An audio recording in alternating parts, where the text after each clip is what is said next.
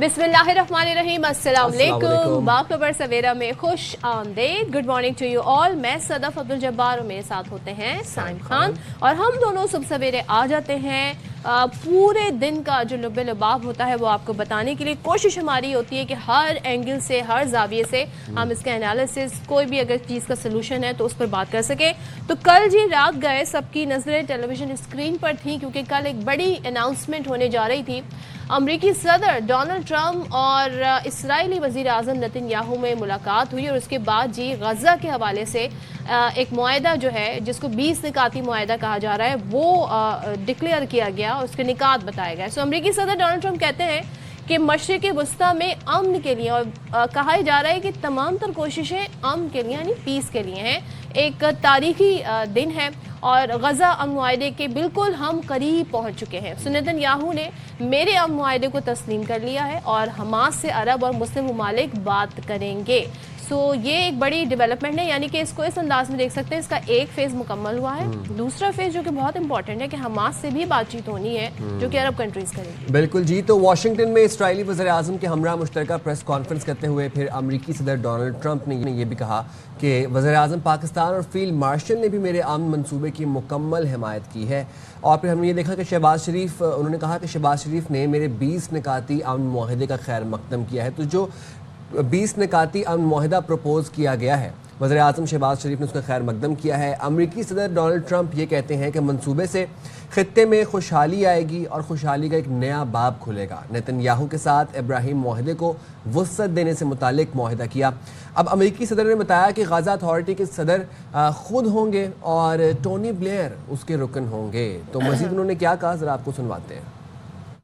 So today, a historic day for peace, and Prime Minister Netanyahu and I have just concluded an important meeting on many vital issues, including Iran, trade, the expansion of the Abraham Accords, and most importantly, we discussed how to end the war in Gaza, but it's just a part of the bigger picture, which is peace in the Middle East. Prime Minister of Pakistan and from the Field Marshal that they back this 100%. अच्छा जी, very interesting. कह रहे हैं वो इस authority के सदर खुद होंगे और टोनी ब्लेयर, उनको तो सब जानते हैं कि वो इसके रुक होंगे।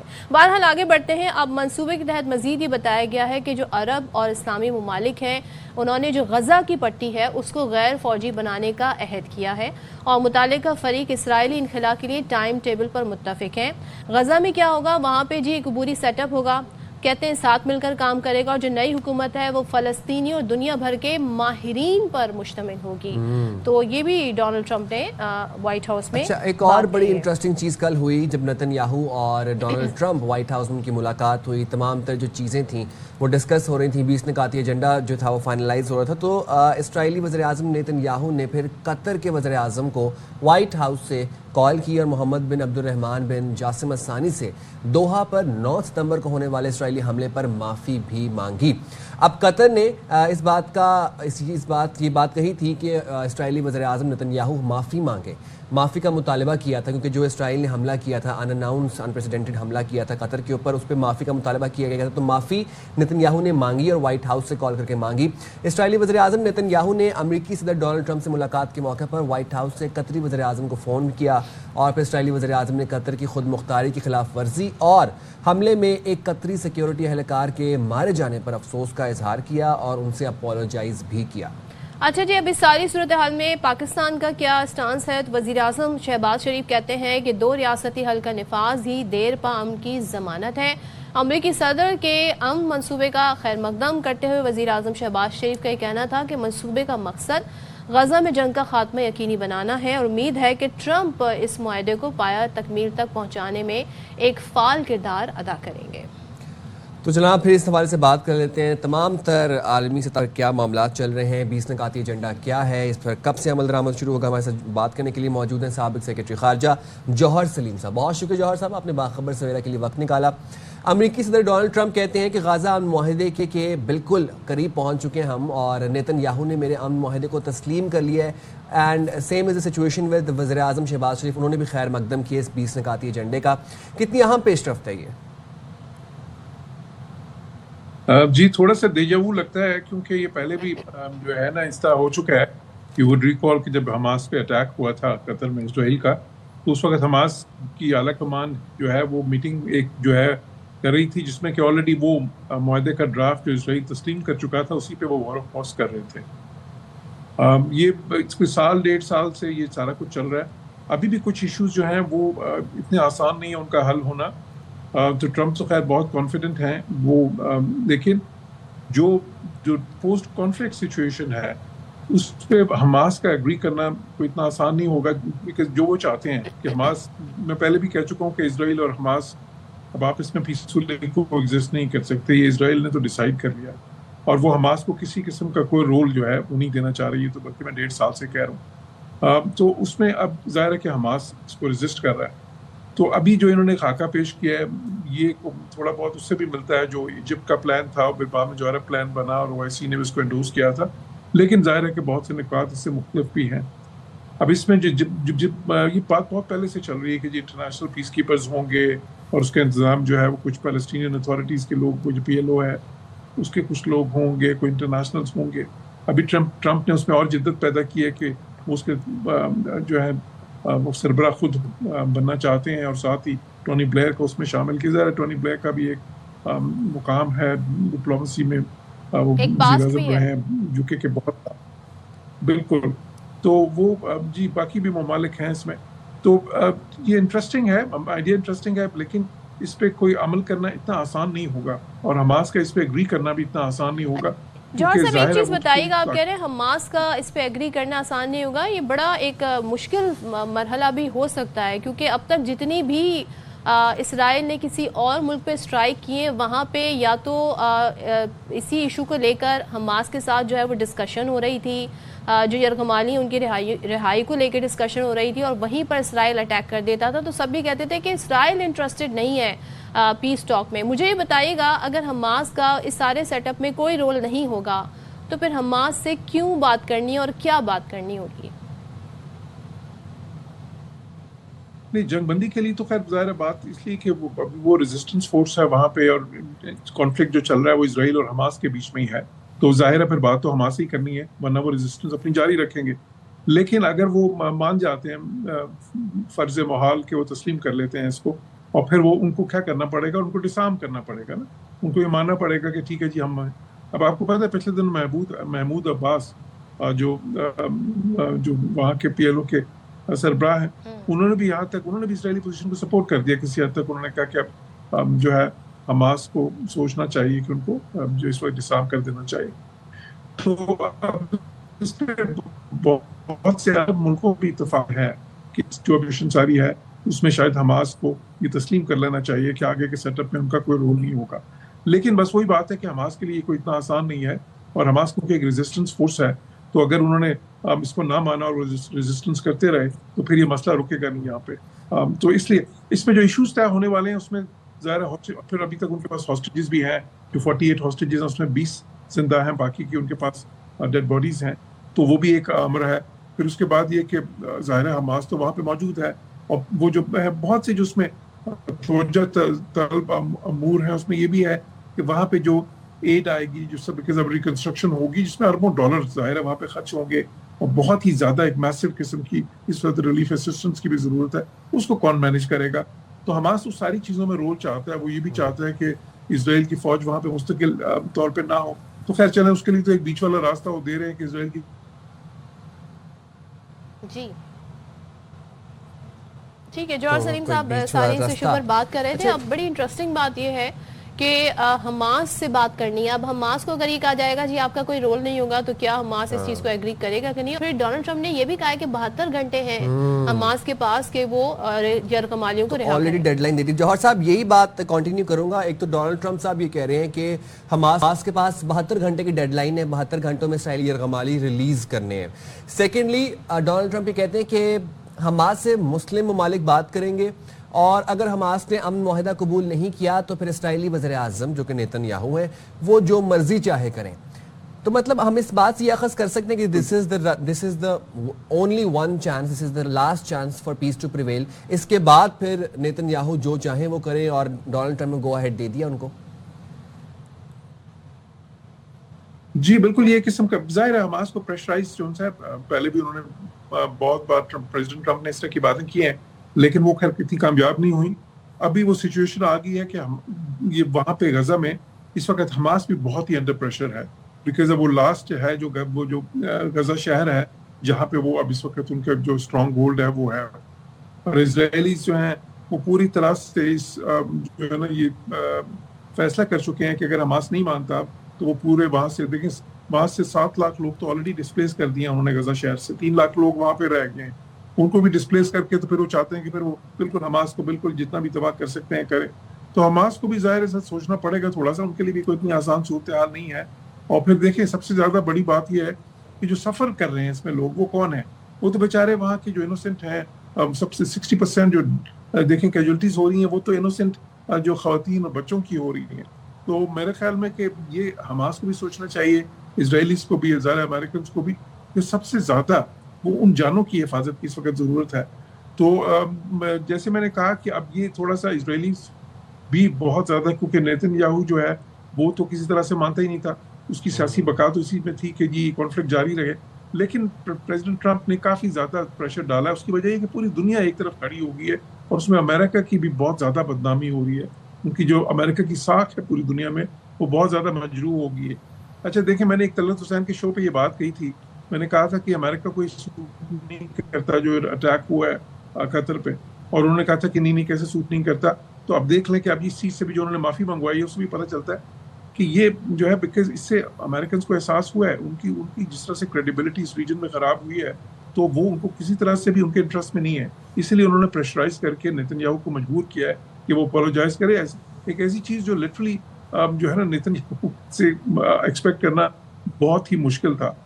तो अब इस सारी सूरत हाल में आई थिंक अगले जो चंद हफ्ते हैं वो बहुत ही अहम होंगे, बिकॉज या तो हम देखेंगे कि किसी तरह हमास जो है, अगर उन्होंने ये समझ लिया कि ठीक है अब आगे हमारे लिए मुश्किल है मजीद रेजिस्ट करना और हमें मान लेना चाहिए, तो फिर तो बात जो सी है जंगबंदी तक पहुंच जाएगी।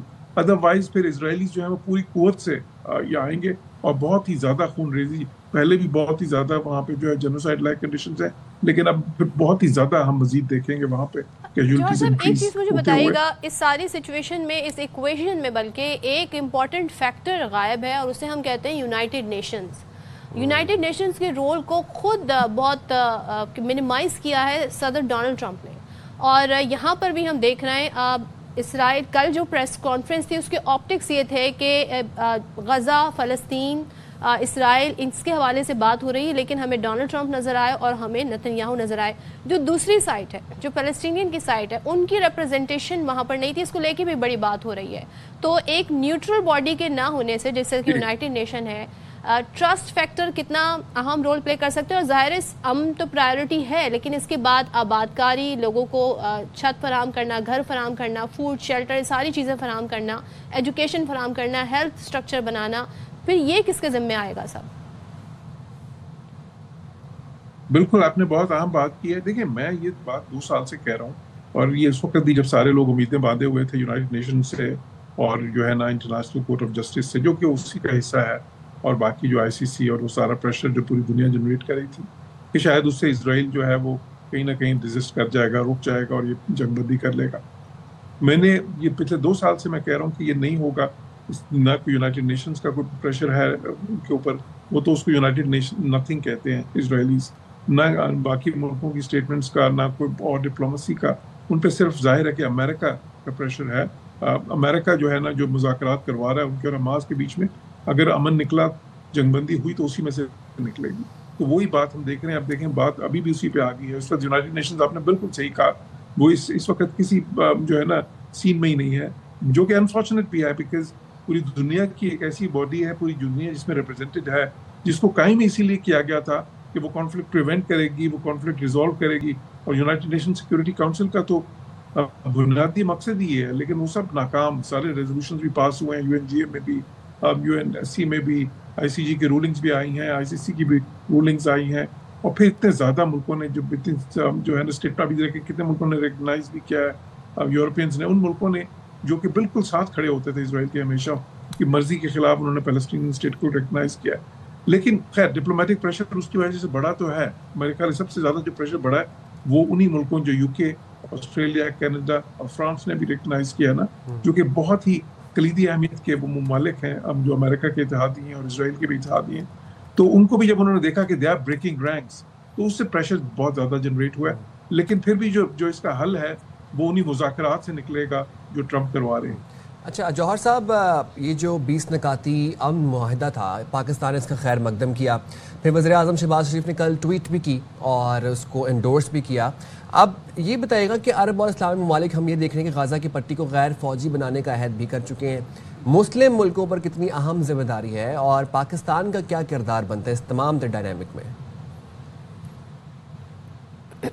آپ دیکھیں پاکستان کا ذکر تو خود ٹرمپ نے کیا, جو کہ ایک ایسی چیز ہے کہ چند ماہ پہلے تک یہ نہیں ہوتا تھا. پاکستان کو اس کی جو یہ ساری جو ہائی لیول ڈپلومسی ہو رہی تھی اس میں کوئی اتنا زیادہ انوالو نہیں تھا, اس میں جو ڈائریکٹ ڈپلومسی ہو رہی تھی. لیکن اب پاکستان کا بھی ذکر آتا ہے اس میں.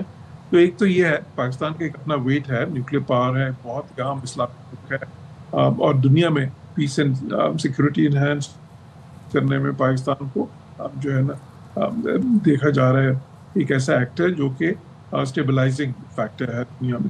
تو یہ تو ایک بہت ہی اچھی چیز ہے. لیکن ساتھ ہی ساتھ دیکھیں جو عرب ممالک ہیں, عرب ممالک بھی میں نے جس طرح کہا, میرا یہ خیال ہے کہ بہت سارے ان میں سے یہ سمجھتے ہیں کہ اب حماس کا رول وہاں پہ کم ہو جانا چاہیے یا ختم ہو جانا چاہیے, اور جو بھی وہاں پہ ہے غزہ میں کوئی اس طرح کا میکنزم بن جائے, جس طرح جو ایجپشن پلان تھا بہت اچھا پلان تھا, جو بعد میں جو عرب پلان بنا اور پھر اڈاپٹ کیا, پاکستان نے بھی اس کو انڈورس کیا تھا, پورے OIC نے, صدامن ملکوں کی جو آرگنائزیشن ہے اسلامی ممالک کی, سب نے انڈورس کیا تھا. خیر اب ٹرمپ اس کو اب جو اپنا پلان لے کے آئے ہیں وہ کچھ اس میں سے کچھ نکات وہاں سے لیے ہیں, کچھ بہت سارے ان کے اپنے ہیں. تو جو بھی پلان ہو سب سے پہلے تو جنگ بندی ہونی چاہیے. دیکھیں وہاں پہ 60-70 ہزار لوگ, 70 ہزار کے قریب لوگ آفیشلی جو ہے نا جینوسائیڈ کے یک طرفہ جینوسائیڈ وہاں پہ جاری ہے, وہ بند ہونا چاہیے. جب معافی منگوا سکتے ہیں ڈونلڈ ٹرمپ تو یہ بھی کروا سکتے ہیں. بالکل. ابھی فلسطینی امبیسڈر جو ہے میرے پاس آئے تھے کچھ دن پہلے, نے کہا کہ جو 70,000 کا فگر ہے یہ بالکل غلط ہے. جو اصل وہاں پہ اموات ہوئی ہیں وہ بہت زیادہ ہیں, بیکاز ابھی تک تو وہ کہہ رہے ہیں کہ ربل ہے سارا وہاں پہ, تو دیکھیں 90% بلڈنگز تباہ ہو گئی ہیں. تو آپ کو پتہ ہی نہیں, یہ تو وہ فگر سے جو لاشیں, تو مطلب وہاں پہ جس طرح کا ظلم و بربریت اس وقت ہو رہی ہے اس کی تو نظیر ہی نہیں ملتی ماڈرن ہسٹری میں. تو اس لیے سب سے پہلے وہ بند ہونا چاہیے میرے خیال. اور اس کے بعد پھر جو پوسٹ کانفلکٹ وہاں پہ سچویشن بنتی ہے, پھر ریکنسٹرکشن, ایک میسو ریلیف ایفرٹ ان سے بہت زیادہ. اور پھر ٹھیک ہے انٹرنیشنل پیس کیپرز آئیں, جب انٹرنیشنل پیس کیپرز آئیں گے تو اس میں دیکھیں میں بوسنیا میں بھی ایک زمانے میں سفیر رہا ہوں, بوسنیا میں بھی یہ سب کچھ ہوا تھا. وہاں پہ انٹرنیشنل پیس کیپرز آئے تھے, وہاں پہ ایک پیس امپلیمنٹیشن کاؤنسل بنی تھی جو سارا بوسنیا کو رن کرتی تھی ایک UN مینڈیٹ کے تحت, اس میں پاکستان بھی شامل تھا, میں میٹنگز میں بھی ریپرزینٹ ہوتا تھا. تو اسی طرح کا ایک سسٹم جو ہے کسی طرح کا ایک آ جائے اگلے 5 یا 10 سال کے لیے, کہ جس میں وہاں پہ غزہ کچھ بالکل واپس جو ہے نا ریکنسٹرکٹ کیا جائے, اور اس میں کوئی بھی جو ہے عمل و دخل بے شک میں سمجھتا ہوں کہ حماس کا بھی نہ ہو. مین چیز یہ ہے کہ وہاں پہ امن ہو, وہاں کے جو عوام ہیں ان کو جو ہے نا زندگی کا جو حق ہے ان کا, جو اس وقت بالکل غیر محفوظ اور بالکل ختم کر دیا گیا ہر لحاظ سے, وہ ان کو ملے. اور پھر ظاہر چیزیں اس 2 اسٹیٹ سولوشن کی طرف جائیں, جو جس کو پاکستان بھی سپورٹ کرتا ہے. اس وقت دنیا کے 160 سے زیادہ ممالک جو ان سے تسلیم کر چکے ہیں ان ریاست کو. دیر پا ہاتھ جو ہے وہ مسئلے کا وہ تو وہی ہے, ایک آزاد فلسطینی ریاست. اور یہ ایک ایسی چیز ہے جو اسرائیل مان چکا تھا, یہ اوسلو اکارڈز میں سارا کچھ تسلیم کیا گیا. یہ نہیں ہے کہ یہ کوئی نئی چیز ہے, صرف یہ کہ انہوں نے دے واک بیک فرام اٹ, وہ بیکاز انلیگل سیٹلمنٹ جو وہ قائم کرتے رہے ہیں, اور جو انتہا پسند جماعتیں وہاں پہ اسرائیل کی سیاست میں غلبہ پا چکی ہیں. تو ضرورت اسی چیز کی ہے کہ امریکہ جو ہے پریشر اتنا جنریٹ کرے باقی جو ممالک ہیں ویسٹرن, تاکہ وہ اسرائیل جو ہے ان کو سمجھ آ جائے کہ یہ اب نہیں ہو سکتا, ہمیں یہ 2 اسٹیٹ سولوشن ماننا ہی پڑے گا. رائٹ, ٹھیک ہے, بہت شکریہ جوہر سلیم صاحب, آپ نے باخبر سویرا وقت نکالا.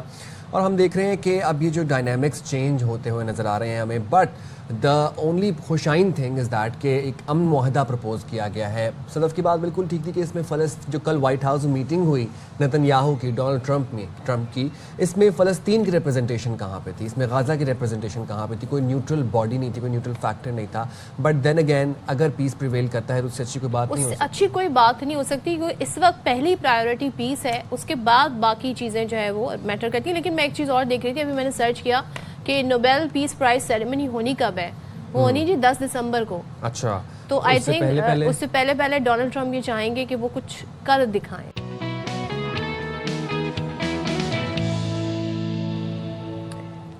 Welcome back once again. بات کریں گے جناب, کیونکہ کہتے ہیں نا جب جیت کوئی جاتا ہے, کوئی ٹیم بھی جیتتی ہے تو اس کی جیت پہ بات ہو رہی ہوتی ہے, واہ واہ ہو رہی ہوتی ہے. لیکن بھارت کی مثال کیا ہم دیں, بھارت جب جیتتا بھی ہے تب بھی رونا دھونا. بھارت کا مئی میں جو ان کو داغ لگے نا, جو ان کو دکھ پہنچا ہے, جو غم پہنچا ہے ان کو, اس کے بعد ان کا رونا دھونے کا سلسلہ ختم ہی نہیں ہو رہا ہے. اور ہم نے یہی چیز دیکھی ایشیا کپ کے فائنل میں. باوجود اس کے کہ بھارت جیت گیا, بھارت نے اپنی اوچھی حرکتیں کی, سیاست کو لے کر آ گئے. کرکٹ میں پہلے شروع ہوئے تھے جی ہینڈ شیک نہیں کریں گے, اس کے بعد جی انہوں نے الگ الگ اپنے جی ریپرزینٹیٹیو بلا لی کہ وہ ان سے ہی بات کریں گے میچ کے ٹاس کے وقت. اس کے بعد انہوں نے کہا جی ہم محسن نقوی سے ٹرافی نہیں لیں گے, کیونکہ محسن نقوی جو ہیں وہ اے سی سی کے پریزیڈنٹ ہیں, پی سی بی کو ہیڈ کرتے ہیں اور وہ پاکستانی ہیں, تو اس وجہ سے ہم نہیں لیں گے. لیکن ہوا کیا, محسن نقوی صاحب ڈٹ گئے, اور جس طریقے کے انہوں نے چیمپئنز ٹرافی میں بھی اپنی بات منوائی, یہاں بھی انہوں نے کہا کہ ٹرافی تو میں ہی دوں گا, اور ظاہر ہے اے سی سی کے پریزیڈنٹ ہیں.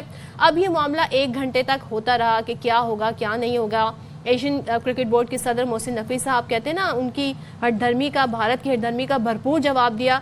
1 گھنٹہ تاخیر ہوئی, اس کے بعد بھارتی جو ہے بغیر ٹرافی کے, جس طریقے سے انہوں نے اپنی جیت کو, جو بنیادی مرسوس میں ہم جیتے ہیں, ثبوت کے ساتھ جیتے ہیں, انہوں نے اپنی جیت کو امیجنری بنایا ہوا ہے اپنے میڈیا کے تھرو. اسی طریقے سے یہاں بھی انہوں نے ایک امیجنری ٹرافی اٹھائی. جی جناب, امیجنری ٹرافی کے ساتھ انہوں نے پھر اختتامی تقریب میں سیلیبریشن کی. یہ اب آپ مناظر بھی دیکھ سکتے ہیں کیسے وہ امیجنری ٹرافی کو ایسے لے کے آ رہے ہیں, اور اس کے بعد انہوں نے سیلیبریٹ کیا. بعد میں پکچرز میں سوربھ کمار یادو نے ایک ایموجی بھی لگا دی ٹرافی. اچھا, سب نے, ابھیشیک شرما نے بھی اپلوڈ کی تھی پکچر, اس کے اندر بھی انہوں نے ٹرافی کا ایموجی, مطلب ایموجیز کے ساتھ انہوں نے اپنی وکٹری کو سیلیبریٹ کیا. اور 1 گھنٹہ مشاورت چلتی رہی کہ ہم نے اے سی سی کے صدر سے نہیں لینا, صرف اس لیے کہ محسن نقوی صاحب پاکستانی شہریت رکھتے ہیں, ان سے ٹرافی نہیں لی. کوئی اپنا بندہ بھی لے کے نہیں آئے ہوئے تھے ٹرافی کے ساتھ جس سے لے سکتے, اور بیٹھے رہے گراؤنڈ کے اندر. فوٹو شوٹ بھی نہیں کرایا نا, جب سلمان علی آغا تھے. ایگزیکٹلی, فوٹو شوٹ بھی نہیں کروایا. اچھا, بھارت کے ورلڈ کپ ونر کپتان بھی بھارتی ٹیم کے سپورٹس مین اسپرٹ کے منافی رویے پر بول اٹھے ہیں, کپل دیو. اب کچھ سین وائسز تو ہیں نا, پھر اب یہ تو نہیں ہم کہہ سکتے نا کہ سب کے سب بھی بے وقوف ہیں. کہتے ہیں جب حکومت نے پاکستان سے کھیلنے کی اجازت دے دی تو پھر ہاتھ ملانے میں کیا مسئلہ ہے. جو چیز کھیل کے لیے اچھی نہ ہو انہیں ختم کر کے آگے بڑھنا چاہیے. تو جو شخص کرکٹ کی ایکچوئل روح سے وابستہ ہے نا, جو ایکچوئل کرکٹ کو جانتا ہے, وہ اس بات کی بھرپور مذمت کرتا ہے کہ بھائی یہ سپورٹس مین اسپرٹ کے خلاف ہے کہ ہاتھ نہیں ملانا, پریزنٹیٹرز الگ الگ لے کے آنے. آپ مطلب بھارتی پلیئر سے بات کرنے کے لیے الگ پریزنٹیٹر ہے, پاکستانی پلیئر سے بات کرنے کے لیے الگ پریزنٹیٹر ہے, اور رہتی سہتی کسر تو پوری کر دی کہ جیتی ہوئی ٹرافی نہیں لے کے گئی, انتظامیہ بھی ٹرافی لے کے واپس آ گئی. ابھی بھی اے سی سی کے پاس ہی ہے. اچھا, یہ بھارت کے, انڈیا کے کرکٹ کے وہ بڑے نام ہیں جو مودی کی کہتے ہیں نا ہندوتا سے پہلے, مودی کے بھارت سے پہلے جو ہے انہوں نے کرکٹ کھیلی, اور پاکستان انڈیا نے بہت کرکٹ کھیلی آپس میں.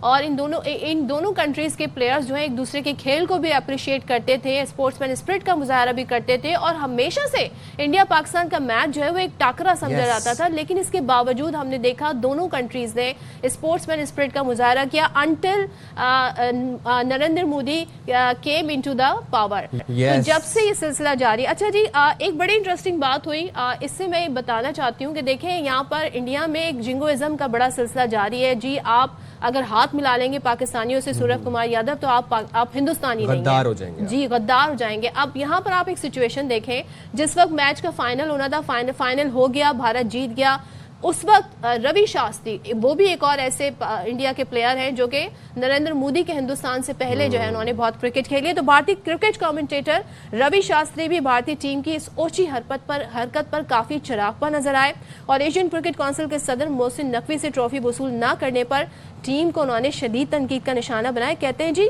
فائنل کی تقریب ہو گئی, لوگ آئے ہوئے ہیں, 45 منٹ ہو گئے, لوگ سیلیبریشن دیکھنا چاہتے ہیں, آپ اپنی ہٹ دھرمی پر ڈٹے ہوئے, دس از ریڈیکولس. ایک چیز یہ ویژولز بڑے انٹرسٹنگ ہیں. ایک جگہ بیٹھے ہیں جی, ایک ہی کامنٹری باکس میں بیٹھے ہیں وسیم اکرم, ساتھ بیٹھے ہیں روی شاستری. تو سوربھ کمار یادو جو کہ ہم سے ٹرافی نہیں لے رہے, ہمارے محسن نقوی صاحب سے, ہمارے پلیئر سے ہاتھ نہیں ملا رہے, تو کیا روی شاستری کم ہندوستانی ہے کیونکہ وسیم اکرم کے ساتھ بیٹھے ہیں اور آپ زیادہ ہندوستانی ہیں؟ مطلب یہ کیا ہے؟ اب روی شاستری کے اوپر بھی غدار کا ٹیگ نہ لگ جائے. بٹ یہ ہے کہ نہ صرف کرکٹرز، سابق کرکٹرز، لیجنڈری کرکٹرز، بلکہ بھارت کی سیاسی قیادت میں سے بھی آوازیں اٹھنا شروع ہو گئی ہیں. اب کرکٹ کو سیاسی رنگ دینے پر مودی حکومت کے خلاف بھارت کے اندر سے آوازیں اٹھ رہی ہیں، شور مچ رہا ہے. سیاستدانوں نے مودی سرکار کو آڑے ہاتھوں لیا ہے اور وہ یہ کہتے ہیں کہ عوام کو بے وقوف بنایا گیا، پیسے کے لیے براڈ کاسٹرز کو فائدہ پہنچایا گیا. بات تو بالکل ٹھیک ہے. دیکھیں اگر آپ نے یہ سب حرکتیں کرنی تھیں، آپ کو اتنا ہی مسئلہ ہے پاکستان سے، تو آپ نہ کھیلتے، لیکن آپ مجبور تھے کیونکہ براڈ کاسٹرز کو فائدہ تو پہنچانا تھا. آپ نے براڈ کاسٹرز نے آپ کے ساتھ کمٹمنٹ کی ہوئی تھی. رکن راجیہ سبھا پرینکا چترویدی یہ کہتی ہیں کہ ٹرافی نہ لینے پر رونا دھونا کیوں کر رہے ہیں. عام آدمی پارٹی کے ترجمان بھی مودی سرکار پر برس پڑے. اینڈ ویری انٹرسٹنگلی آج سے جی I C C world cup, women world cup شروع ہو رہا ہے اور میں دیکھ رہی تھی گوگل نے بھی اپنا ڈوڈل جو ہے وہ بالکل کرکٹ کے رنگ میں رنگ دیا ہے. کیا پاکستان انڈیا میچ کھیلیں گے؟ یہ بڑا سوال ہے. اس حوالے سے بات کریں گے. شاہد ہاشمی نمائندہ خصوصی اور پاکستان کے مایہ ناز کرکٹر توصیف احمد صاحب ہمارے ساتھ ہیں. شاہد صاحب پہلے آپ سے آغاز کروں گی، ذرا مجھے کچھ اپڈیٹس دیں. ٹرافی اس وقت کہاں پر ہے، اس کی لوکیشن ذرا بتا دیں مجھے، کیونکہ بھارتی تو بغیر ٹرافی کے، امیجنری ٹرافی کے چلے گئے، ان پہ تنقید بھی ہو رہی ہے. اب کیا پاکستان اور جو دیگر بورڈز ہیں کچھ اس پر ان کی کنسرن سامنے آئیں گے؟ جی بھارت کی ہٹ دھرمی، بھارت جو کرکٹ کو داغدار کر رہا ہے، اس چیز کو روکنا چاہیے، کہیں تو بریک لگنا چاہیے. کیا پلان نظر آ رہا ہے آپ کو؟ جی شاہد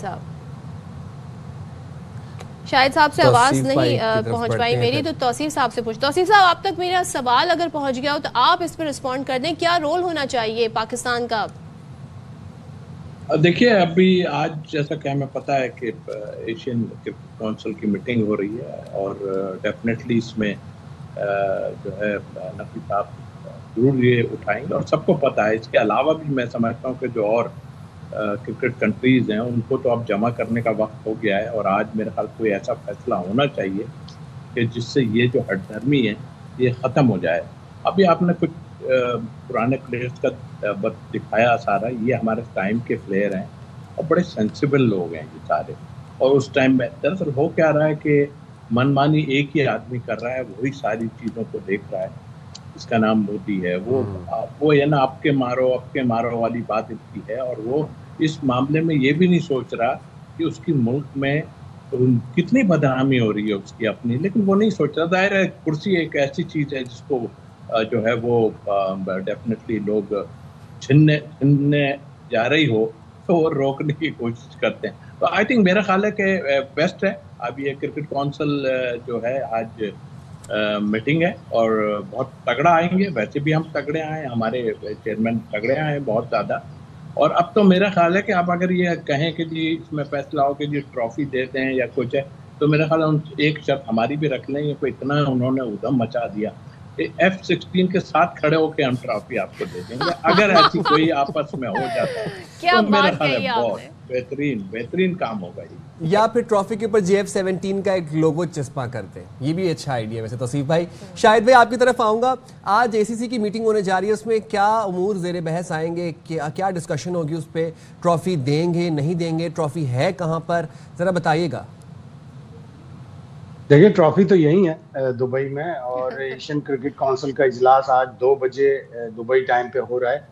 ابھی یہ نہیں معلوم کہ بھارت اس اجلاس میں شرکت کرے گا یا نہیں کرے گا. میرے حساب سے تو نہیں کرے گا. وہ جب ہر چیز کی بائیکاٹ کر رہے ہیں تو اس کا بھی بائیکاٹ کریں گے. اور اس میں بھارت کا جو رویہ تھا، بھارتی کھلاڑیوں کا جو رویہ تھا ٹرافی نہ لینے کا ایشین کرکٹ کونسل کے صدر سے، سب کے اوپر ڈسکس کیا جائے گا. ایشیا کے اور بھی ممبرز ہیں، ان کو پاکستان کی سپورٹ حاصل ہے. پاکستان نے جس طرح اجلاس بلایا تھا ڈھاکہ میں، اس کے بعد یہ ایشیا کپ کرایا، تو پاکستان کو اچھی خاصی سپورٹ ہے. اس کے اوپر بات کی جائے گی کہ بھارت نے اس طرح کا رویہ کیوں رکھا، جب ہر دفعہ ایسا ہوتا ہے کہ ایشین کرکٹ کونسل کے صدر ہی آ کے ٹرافی دیتے ہیں. اب بھارتی میڈیا بار بار یہ کہہ رہا ہے کہ 2022 میں جے شاہ صدر تھے، وہ نہیں آئے تھے. وہ اس لیے نہیں آئے تھے کہ ان کی ٹیم نہیں تھی. پاکستان اور سری لنکا کے درمیان فائنل ہوا تھا، تو جب وہ اس قدر ناراض تھے کہ بھارتی ٹیم کیوں نہیں پہنچی. وہ تو چت بھی میری اور پٹ بھی میری والی مثال ہوتی ہے کہ ہماری ٹیم بھی آئے فائنل میں اور ہم ہی کب جیتے ہیں. یہ تو اتنا اچھا فائنل ہوا. اور اب ہوش مند آوازیں، عقل مند آوازیں، سین آوازیں اٹھ رہی ہیں بھارت سے بھی. اور ششی تھرور بہت اچھا بولے، کپل دیو بہت اچھا بولے. انہوں نے کہا کہ بھائی جب آپ کھیل رہے ہیں تو پھر آپ اسپورٹس مین اسپرٹ کی جو مثال ہوتی ہے وہ قائم رکھیں اور ہاتھ ملائیں اور جس طرح مہمان خصوصی اس سے ٹرافی وصول کریں. تو وہاں پہ پاپولر اوپینین وہی شدت پسندی والا ہے اور ظاہر ہے ان کی حکومت ظاہر ان کا میڈیا بھی اسے پروپیگیٹ کرتا ہے. شاہد صاحب ایک چیز بتائیے گا, ظاہر ہے آپ وہاں پر ہیں اور جتنی بھی پریس ٹاک ہو رہی ہیں انفارچونیٹلی بڑے اچھے پلیئرز ہیں بھارت میں, بہت اچھی کرکٹ کھیلتے ہیں, لیکن سوربھ کمار یادو اس وقت جو ہیں وہ اپنی جو پریس ٹاک ہے, چاہے انہوں نے جی پولیٹیسائز کیا وہ والی پریس ٹاک, یا جو ابھی ان سے سوال پوچھا گیا کہ یہ آپ کا ڈیسیجن تھا یا یہ بی سی سی آئی کا ڈیسیجن تھا کہ آپ لوگ ٹرافی نہیں لیں گے محسن نقوی سے, تو انہوں نے کہا نہیں جی یہ ہماری کال تھی, ہم نے گراؤنڈ میں ڈیسیجن لیا تھا. جبکہ بی سی سی آئی کے سیکرٹری کہہ رہے ہیں نہیں جی یہ ہم نے طے کیا تھا کہ محسن نقوی سے ٹرافی نہیں لی جائے گی. تو یہ ایک بڑا اہم ثبوت ہمارے پاس ہے جسے ہم اپنے کیس کے طور پہ پیش کر سکتے ہیں کہ دیکھیں جی کس طریقے کے فیصلے لیے جا رہے ہیں. اور بڑا افسوس ہوا کہ اس طرح جھوٹ بول رہے ہیں پلیئرز.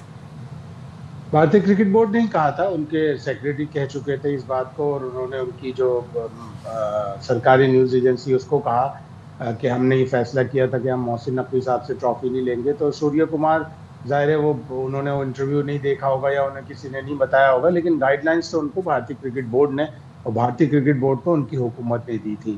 یہ کہنا بالکل غلط ہے کہ کھلاڑیوں نے وہیں آ کے کال لی, ان کو پہلے سے پتا تھا اور یہ 2-3 دن سے یہ باتیں چل رہی تھیں کہ بھارتی کرکٹ ٹیم اگر فائنل جیت گئی تو اگر قدرت کو منظور ہوتا پاکستان یہ فائنل جیت جاتا, اگر تھوڑی سی ہم اچھی کارکردگی دکھاتے تو آج بھارت میں بہت بے پناہ کھلبلی مچی ہوتی اور یہ کھلاڑی یہیں دبئی میں گھوم رہے ہوتے, یہ جانے کے بھی قابل نہ ہوتے. توصیف بھائی, سوشل میڈیا صارف, نیٹیزنز, خاص طور پر ایکس صارف ایک اور چیز پر کو بھی ہائی لائٹ کر رہے ہیں. وہ یہ کہتے ہیں کہ جب پاکستان بھارت کا ٹاس ہوا اور سوریہ کمار یادو نے کوائن فلپ کیا, ایک تو وہ کوائن کافی دور فلپ کرتے ہیں, انہوں نے کہا کہ جب رچرڈسن وہ کوائن دیکھنے آئے ان کے اناؤنسمنٹ کرنے سے پہلے ہی سوریہ کمار یادو نے کہہ دیا کہ ہم بول کریں گے. تو نیٹیزنز کہہ رہے ہیں کہ تو اٹ واز فکسڈ. ہاں, آپ کیا کہیں گے؟ اچھا خیر میں تو اس کو اس لیے کہ اتنے دور بیٹھ کے ہمیں اندازہ نہیں, یہ جو باتیں ہو رہی ہیں اپنی جگہ ہے, لیکن ہاں یہ ضرور ہے کہ رچرڈسن فوراً چلے گئے تھے بعد میں, تو آئی ڈونٹ نو کیا وجہ ہو سکی. رچرڈسن زیادہ بہتر بتا سکتے ہیں, ان سے بات کرنی چاہیے کہ کیا ہوا تھا یہاں پر, اس طرح کی کچھ ہوا تھا. آئی تھنک اس میں تھوڑا سا عجیب سا لگتا ہے, اور ظاہر ہے کہ رچرڈسن ایک رسپیکٹیبل بندہ ہے بہت, اور ہم کہنے ہیں اس کے ساتھ, اور ایک اچھا پلیئر بھی تھا. تو آئی تھنک میرا خیال ہے کہ اگر یہ چیز ایسی کچھ ہوئی ہے تو ایکچوئل کرنا کیا چاہیے. اب اتنے کیمرے لگے ہوئے ہیں, میرا خیال ایک پلیئر پہ 2 کیمرے لگے ہوئے ہیں, پورے گراؤنڈ میں کیمرے لگے ہوئے ہیں. اب ایک ایسا کیمرہ ہونا چاہیے کہ وہ جو سکہ اچھلتا ہے نا, اب ساری چیزیں اچھی ہونی چاہیے, ساری ڈاؤٹ فل ہو رہے ہیں. یہ سکہ اچھلتا ہے نا جب اور نیچے گرتا ہے تو اس کو بھی کیمرہ کلوز لے جا کے دکھائے, کیونکہ یہ چیزیں اب ہر چیز اب ایسی ہوگی کہ آپ سوچ بھی نہیں سکیں گے. جو کچھ ہو چکا ہے اس سے ایشیا کپ میں, میرا خیال ہے کہ اب وہ چیزیں سامنے آئیں گی. اور شاہد بھائی نے جیسے کہا, مجھے نہیں لگتا اگر یہ آئیں گے تو ان کو کیا کہا جائے, ان کو یہی کہا جائے, بلکہ میں تو سیدھا بات ہے کہ جو لوگ بیٹھ کے میٹنگ کر رہے ہیں ان کو چاہیے اب ہوش کے ناخن لیں, کیونکہ یہ لوگ سامنے نہیں آتے تھے. سب ظاہر ہے اس نے اپنے پیسے کے بلبوتے پہ انہوں نے سب کو آگے بھی, سب نہیں لیکن کچھ ٹیمیں ایشینز ہیں وہ بیچارے پیسوں کی تو ضرورت ہے انہیں, تو وہ اس طرح کرتے. تو آئی تھنک میرا کہ سب کو بیٹھ کے ایک طریقے سے جو ہے نا اس کو سالو کرنا چاہیے, جو کہ ذرا مشکل کام ضرور نظر آ رہا ہے, اس لیے کہ وہ تو میں نہ مانوں کہ اس نے رٹ لگائی بھی ہے اور وہ مانے گا ہی نہیں. اور پھر ظاہر جب سب جمع ہو جائیں گے, ووٹنگ صحیح ہوگی, تو پھر یہ بت بھی گر جائے گا نیچے. بالکل. شاہد صاحب ایک چیز بتا دیجیے, اب آئی سی سی ویمنز ورلڈ کپ ہو رہا ہے, تو کیا پاکستان انڈیا کے میچز ہوں گے, یا اب یہ صرف ساری ہپوکریسی جو ہے, یہ سارا ڈرامہ, یہ سارا دکھاوا صرف جو مین کرکٹ ہے اس میں ہی دیکھنے کو ہمیں ملتا ہے؟ یہاں پہ کیا نظر, خبریں کیا آ رہی ہیں آپ کے پاس؟ نہیں, 5 اکتوبر کو میچ ہے پاکستان ویمنز اور انڈین ویمنز ٹیم کا, کولمبو میں ہے. اور اس سال جو فروری مارچ میں محسن نقوی صاحب نے ایک ایگریمنٹ کروایا تھا, ڈٹے رہے اس کے اوپر, سٹانس لیا کہ اب آپ کے یہاں جو ہوگا ٹورنامنٹ ہم نہیں آئیں گے, اور ہمارے یہاں جو ٹورنامنٹ ہوگا آپ نہ آئیں. ٹھیک ہے, 2027 تک جو آئی سی سی کی سائیکل ہے ٹورنامنٹ کی ان تک تو یہ معاہدہ ہو گیا. اور آگے بھی بھارت میں کافی ٹورنامنٹ ہے, ظاہر ہے وہ اپنے پیسے کے بل بوتے پہ ٹورنامنٹ کرواتے ہیں اور ٹورنامنٹ کی رائٹس لے لیتے ہیں, ہوسٹنگ رائٹس لے لیتے ہیں. 2029 کی چیمپئنز ٹرافی بھارت میں ہے, 2030 کا ODI ورلڈ کپ بھارت اور بنگلہ دیش مل کر کرائیں گے. تو یہ ساری چیزیں پہلے سے طے ہیں, اور پاکستان اور انڈیا کا خواتین کا میچ ہوگا 5 تاریخ کو, اور یقیناً بھارت کی حکومت, بھارتی کرکٹ بورڈ یہی ایڈوائز کرے گا کہ جی آپ ہاتھ نہ ملائیں. بھارتی ٹیم اسی طرح مضبوط ہے جس طرح ان کی مینس ٹیم مضبوط ہے, لیکن کیا ہی اچھا ہو کہ پاکستان کی خواتین اچھا کھیل پیش کریں اور کم از کم ایٹ لیسٹ فائٹ ضرور کریں, ون سائیڈڈ میچ نہ. بالکل ون بہت سائیڈڈ نہیں ہونا شکریہ چاہیے. شاہد بھائی اینڈ توصیف بھائی, اور ہم تو ایک پوری محسن امید ہے. نقوی پورے BCCI پہ بھاری. میں تو اس دن سے کہہ رہا ہوں کہ گردن سے پکڑا انہوں نے BCCI کو, کوئی بات جانے نہیں دے رہے. چلیں جی بریک لیتے ہیں, بریک کے بعد واپس آتے ہیں.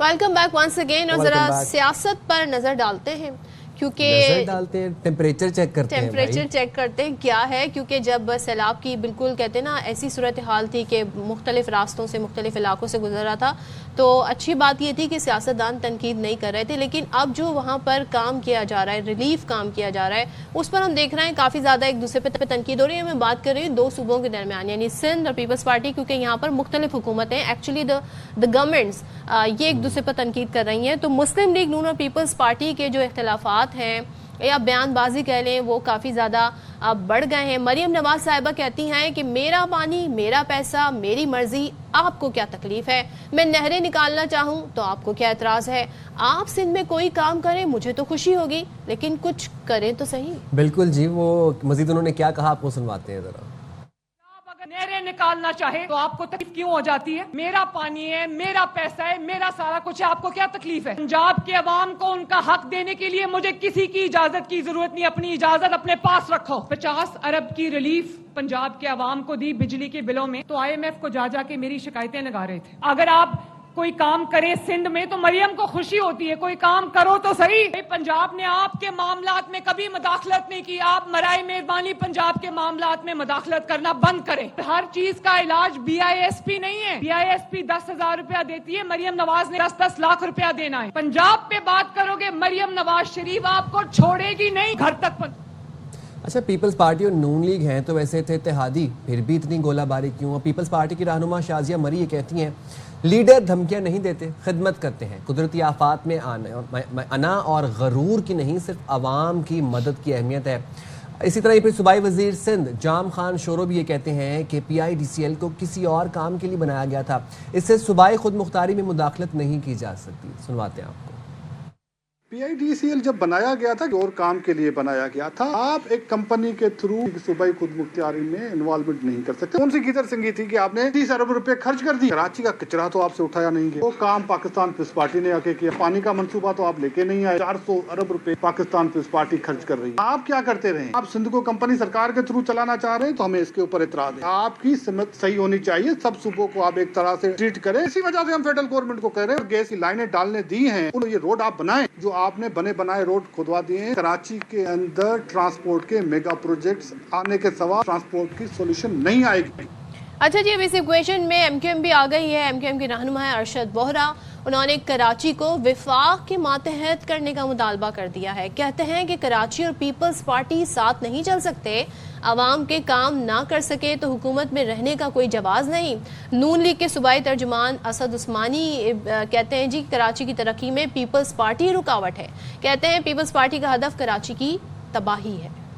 تو جناب, اس تمام تر صورتحال پر جو سیاسی پارا ہائی ہوتا جا رہا ہے, بات کر لیتے ہیں. ہمارے ساتھ موجود ہیں مسلم لیگ نون کے رہنما سینیٹر رانا ثناء اللہ صاحب. بہت شکریہ رانا صاحب, آپ نے باخبر سویرا کے لیے وقت نکالا. رانا صاحب بتائیے گا, پیپلز پارٹی اور مسلم لیگ نون کے درمیان اختلافات بڑھتے ہی چلے جا رہے ہیں. ہم دیکھتے ہیں کہ دونوں اتحادی بھی ہیں, پھر بھی اتنی لفظی گولہ باری ہو رہی ہے. اب مریم نواز اور بلاول بھٹو کے بیانات آ رہے ہیں, کیا تلخیاں کم ہونے کا امکان نظر آ رہا ہے آپ کو؟ دیکھیں, یہ ان کو تلخی یا مخالفت کے معنوں میں نہیں لیا جانا چاہیے. مریم نواز شریف صاحبہ نے جو بات کی ہے فیصلہ آباد میں وہاں پہ موجود تھا, وہ بطور چیف منسٹر پنجاب ان کا ایک موقف ہے. انہوں نے کوئی پیپلز پارٹی پہ تنقید نہیں کی یا کسی کو جواب نہیں دیا. ان کا پنجاب کے پانی سے متعلق ان کا ایک موقف ہے جو کہ پنجاب کا موقف ہے. اور ویسے بھی اگر کوئی بلا وجہ پنجاب کو پانی چوری کا تانا دے گا تو سب سے پہلے جس کی ذمہ داری ہے اور جس کو جواب دینا چاہیے وہ وزیر اعلیٰ پنجاب مریم نواز شریف ہے. تو انہوں نے اس کے اوپر اپنا موقف دیا ہے. انہوں نے کوئی کسی کی مخالفت نہیں کی، نہ کسی کے اوپر تنقید کی ہے، نہ کسی تنقید کا جواب دیا ہے. وہ ایک پنجاب کا موقف ہے اور یہ ان کی ذمہ داری ہے کہ وہ پنجاب کا موقف جو ہے وہ سامنے رکھیں. اور رانا صاحب، مریم نواز صاحبہ یہ کہتی ہیں کہ چاروں صوبوں کو NFC ایوارڈ کی مد میں برابر پیسہ ملتا ہے. اب پنجاب تو پیسہ عوام پر لگا رہا ہے، باقی صوبے بھی لگا لیں. اور پھر انہوں نے بے نظیر انکم سپورٹ، کیونکہ ظاہر ہے وہ پیپلز پارٹی کہہ رہی ہے جی آپ اسے یوٹیلائز کریں. وہ کہتی ہیں جی ہر چیز کا علاج BISP میں نہیں ہے. تو کیا پوری پارٹی کا یہی موقف ہے؟ آپ اس سے اتفاق کرتے ہیں؟ جی بالکل، پارٹی کا یا ہمارا موقف یہی ہے کہ تمام صوبوں کو اپنے وسائل میں جو ہے وہ اپنے عوام کی جو ہے وہ خدمت کرنی چاہیے. اور بے نظیر انکم سپورٹ اسکیم جو ہے ہماری نظر میں وہ ایک ایسا پروگرام ہے کہ جس میں غریب لوگوں کو کوئی 10,000 روپیہ میرا خیال ہے کہ کوئی 3 ماہ بعد یا 2 ماہ بعد ملتا ہے. اب آپ مجھے بتائیں کہ اس وقت جو مہنگائی کا اور جو چیزوں کی قیمتوں کا حال ہے 10,000 روپے میں کیا بنتا ہے کسی کا؟ تو اسے کلیتاً اس کا کچھ حصہ ہے جو وسیلہ روزگار کے طور پہ جو ہے وہ یوز ہو رہا ہے، یا اس میں کوئی اور تعلیم کے وظیفے بھی دیے جاتے ہیں. ہمارا یہ موقف ہے کہ اس پروگرام کو جو ہے وہ ٹوٹل صوبوں کو دیا جائے اور وفاق اس میں اپنا حصہ ضرور ڈالے. اس میں ایسی نہیں بات کہ وفاق جو ہے وہ بالکل علیحدہ ہو جائے. یہ صوبے جو ہیں اس کو ایک روزگار اسکیم کے طور پہ لوگوں کو ہنرمند کریں، لوگوں کو جاب سکھائیں اور اس کے بعد لوگ اس قابل ہوں. بھلے کسی کو اگر ہر ماہ 10,000 روپے یا بلکہ 30,000 روپے بھی دینا پڑتا ہے تو اس کو 6 ماہ سال کے لیے دیں. اسے اس قابل کریں کہ وہ اپنا ہنر سیکھے اور اس کے بعد باہر جائے یا یہاں پہ اپنی مزدوری کرے اور خود کفیل ہو جائے. تو رانا صاحب ایک سجیشن بھی دی ہے سندھ حکومت نے. وہی کہتے ہیں جی کہ صوبے میں جو ترقیاتی منصوبے ہیں ان پر سے وفاقی اختیار ختم کیا جائے اور یہ بھی کہا ہے کہ PIDCL سے صوبائی خود مختاری میں مداخلت نہیں کی جا سکتی. آپ کی اس بارے میں کیا رائے ہے؟ میرا خیال ہے کہ میں نے سنا ہے میئر کراچی کو مصطفیٰ مرزا وہاب صاحب کو شاید ایسے نہیں ہے کہ انہوں نے کوئی وفاقی حکومت کے اختیار کو چیلنج کیا ہے. ان کا شاید مدعا یہ ہے کہ وفاق جو بھی کام کرے، ترقیاتی کام کرے، تو وہ پہلے مقامی حکومت کو اور صوبائی حکومت کو وہ مطلع کرے. تو میں تو ذاتی طور پہ تو میں اس بات کا قائل ہوں کہ ایسا ہونا چاہیے، کیونکہ ہوتا ایسے ہے سڑک بن جاتی ہے، اس کے بعد جو ہے وہ کوئی محکمہ آ جاتا ہے وہاں سے پائپ ڈالنے کے لیے. تو یہ جو ایک کوآرڈینیشن ہے یہ between local government, provincial government اور فیڈرل گورنمنٹ، اس کے اوپر بڑی کلیئرٹی ہونی چاہیے، اس سے بڑا نقصان ہوتا ہے. ٹھیک ہے، بہت شکریہ رانا صاحب، آپ نے باخبر سویرے کے لیے وقت نکالا. تمام تر صوبے اپنے وسائل کا استعمال کریں. ہم سندھ میں بھی ترقیاتی کام دیکھنا چاہتے ہیں. ہم چاہتے ہیں کہ سندھ میں بھی ٹرام چلے، سندھ میں بھی میٹرو بس بڑے اچھے طریقے سے چلے. سندھ میں سب سے پہلے سڑکیں جو ہیں وہ ٹھیک ہو جائیں. بھائی سڑکیں ایک بڑا بیسک انفراسٹرکچر ہوتا ہے کسی بھی شہر کا.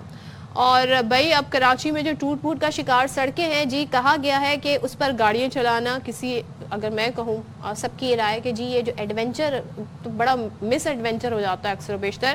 تو بھائی یہ بڑی مشکلات ہیں. اور اورنگی ٹاؤن میں نشان حیدر سے اردو چوک جانے والی سڑک کے دونوں ٹریک کا اگر ہم آپ کو حال دکھائیں تو وہ بہت ہی برا حال ہے. اور ظاہر آپ سوچیں کہ یہاں پر کتنی عوام یہاں سے ٹریول کرتی ہے. مرکزی شاہراہ پر سیویج کا نظام تباہ و برباد ہے. اس کے بعد لوگوں کی مشکلات کا آپ اندازہ لگا لیں، دوہری مشکل ہے یہاں پر. اور ایم اے جناح روڈ سے گارڈن جانے والی جو سڑک ہے یہاں بھی گڑھے یہ آپ کو نظر آ رہا ہے. یہ منظر آپ دیکھیں, یہ کراچی شہر ہے جسے میٹروپولیٹن سٹی کہا جاتا ہے. سیویج کا پانی جمع ہونے سے ٹریک مکمل طور پہ تباہ اور برباد ہو گیا ہے. ملیر ہالٹ پر پرنٹنگ پریس والی سڑک پر گڑھے پڑے ہوئے بڑے بڑے, اور گاڑیاں الٹنے سے جو حادثات ہیں نا جو آپ روزانہ کی بنیاد پہ سنتے ہیں, یہ اللہ معاف کرے ایک روٹین بن گئی ہے. تو جناب جائیں چھوٹی سی بریک پہ, حاضر ہوں گے بریک کے بعد سے. رائٹ کیا ہوتا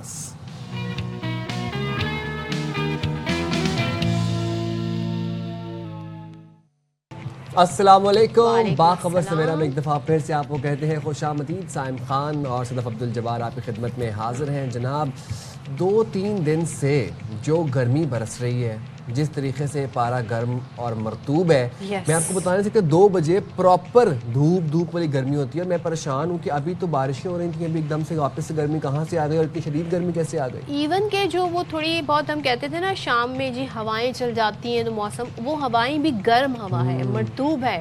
تو وہ ویدر جو ہے نا, میں آپ کو ہمیشہ سے کہتی ہوں, لوگ سمجھتے ہیں جی یہ جو آخری مہینے ہوتے ہیں نا سال کے, موسم چینج ہونا شروع ہو جاتا ہے, آٹم سیزن شروع ہو جاتا ہے. اکتوبر پاکستان کے اندر بالخصوص کراچی کے اندر جون جولائی سے کم نہیں ہوتا. لو چلتی ہے, گرمی ہوتی ہے, شدید گرمی. آپ کہیں گے یہ اکتوبر ہے, کیا ہے, سردی کب آئے گی؟ تو یہ تھوڑا سا کراچی والوں کا ہے ایشو. جاتے جاتے ہمیں موسم یہ بتاتا ضرور ہے کہ دیکھیے جی میں جا رہا ہوں, مجھے بھولیے گا نہیں, میں پھر واپس آؤں گا, بلکہ میں تو سارا سال ہی رہتا ہوں آپ کے پاس. لیکن ویسے آج میں کہیں پر پڑھ رہا تھا کہ ایک نیا سسٹم داخل ہوا ہے سندھ کے اندر, جو کہ بارشیں برسانے والا سسٹم ہے اور سندھ کے مختلف علاقوں کو متاثر بھی کرے گا.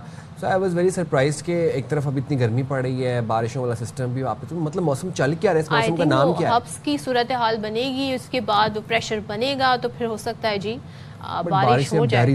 لیکن یہ جو سسٹم ہے یہ بتایا جا رہا ہے کہ جنوب مشرقی سندھ, زیری سندھ اور کراچی سمیت ساحلی علاقوں میں اثر انداز ہوگا. اور یہ نیا سسٹم جیسے کہ ہمیشہ سے ہوتا ہے کہ بھارت کے گجرات سے کچھ دور بحیرہ عرب میں داخل ہوگا. اور اس سسٹم کے باوجود یہ آپ کی بات بالکل ٹھیک ہے کہ کراچی میں جی ابھی بھی گرمی ہے, اور یہ لہر گرمی کی برقرار رہے گی. تو پھر بارش سے پھر ہوگا کیا نقصان کے علاوہ, اگر موسم بہتر نہیں ہوگا؟ بارش ہی نہیں ہوگی نا اس طرح کی. اچھا, سندھ کے بیشتر علاقوں میں موسم گرم اور مرطوب رہنے کا بھی امکان ہے. تھر پارکر کی اگر بات کریں تو تھر پارکر, عمرکوٹ, بدین, سجاول, سانگھڑ میں ہلکی سے درمیانی بارش ہوگی, جبکہ کراچی میں شدید گرمی بڑھنے کا بھی امکان ہے.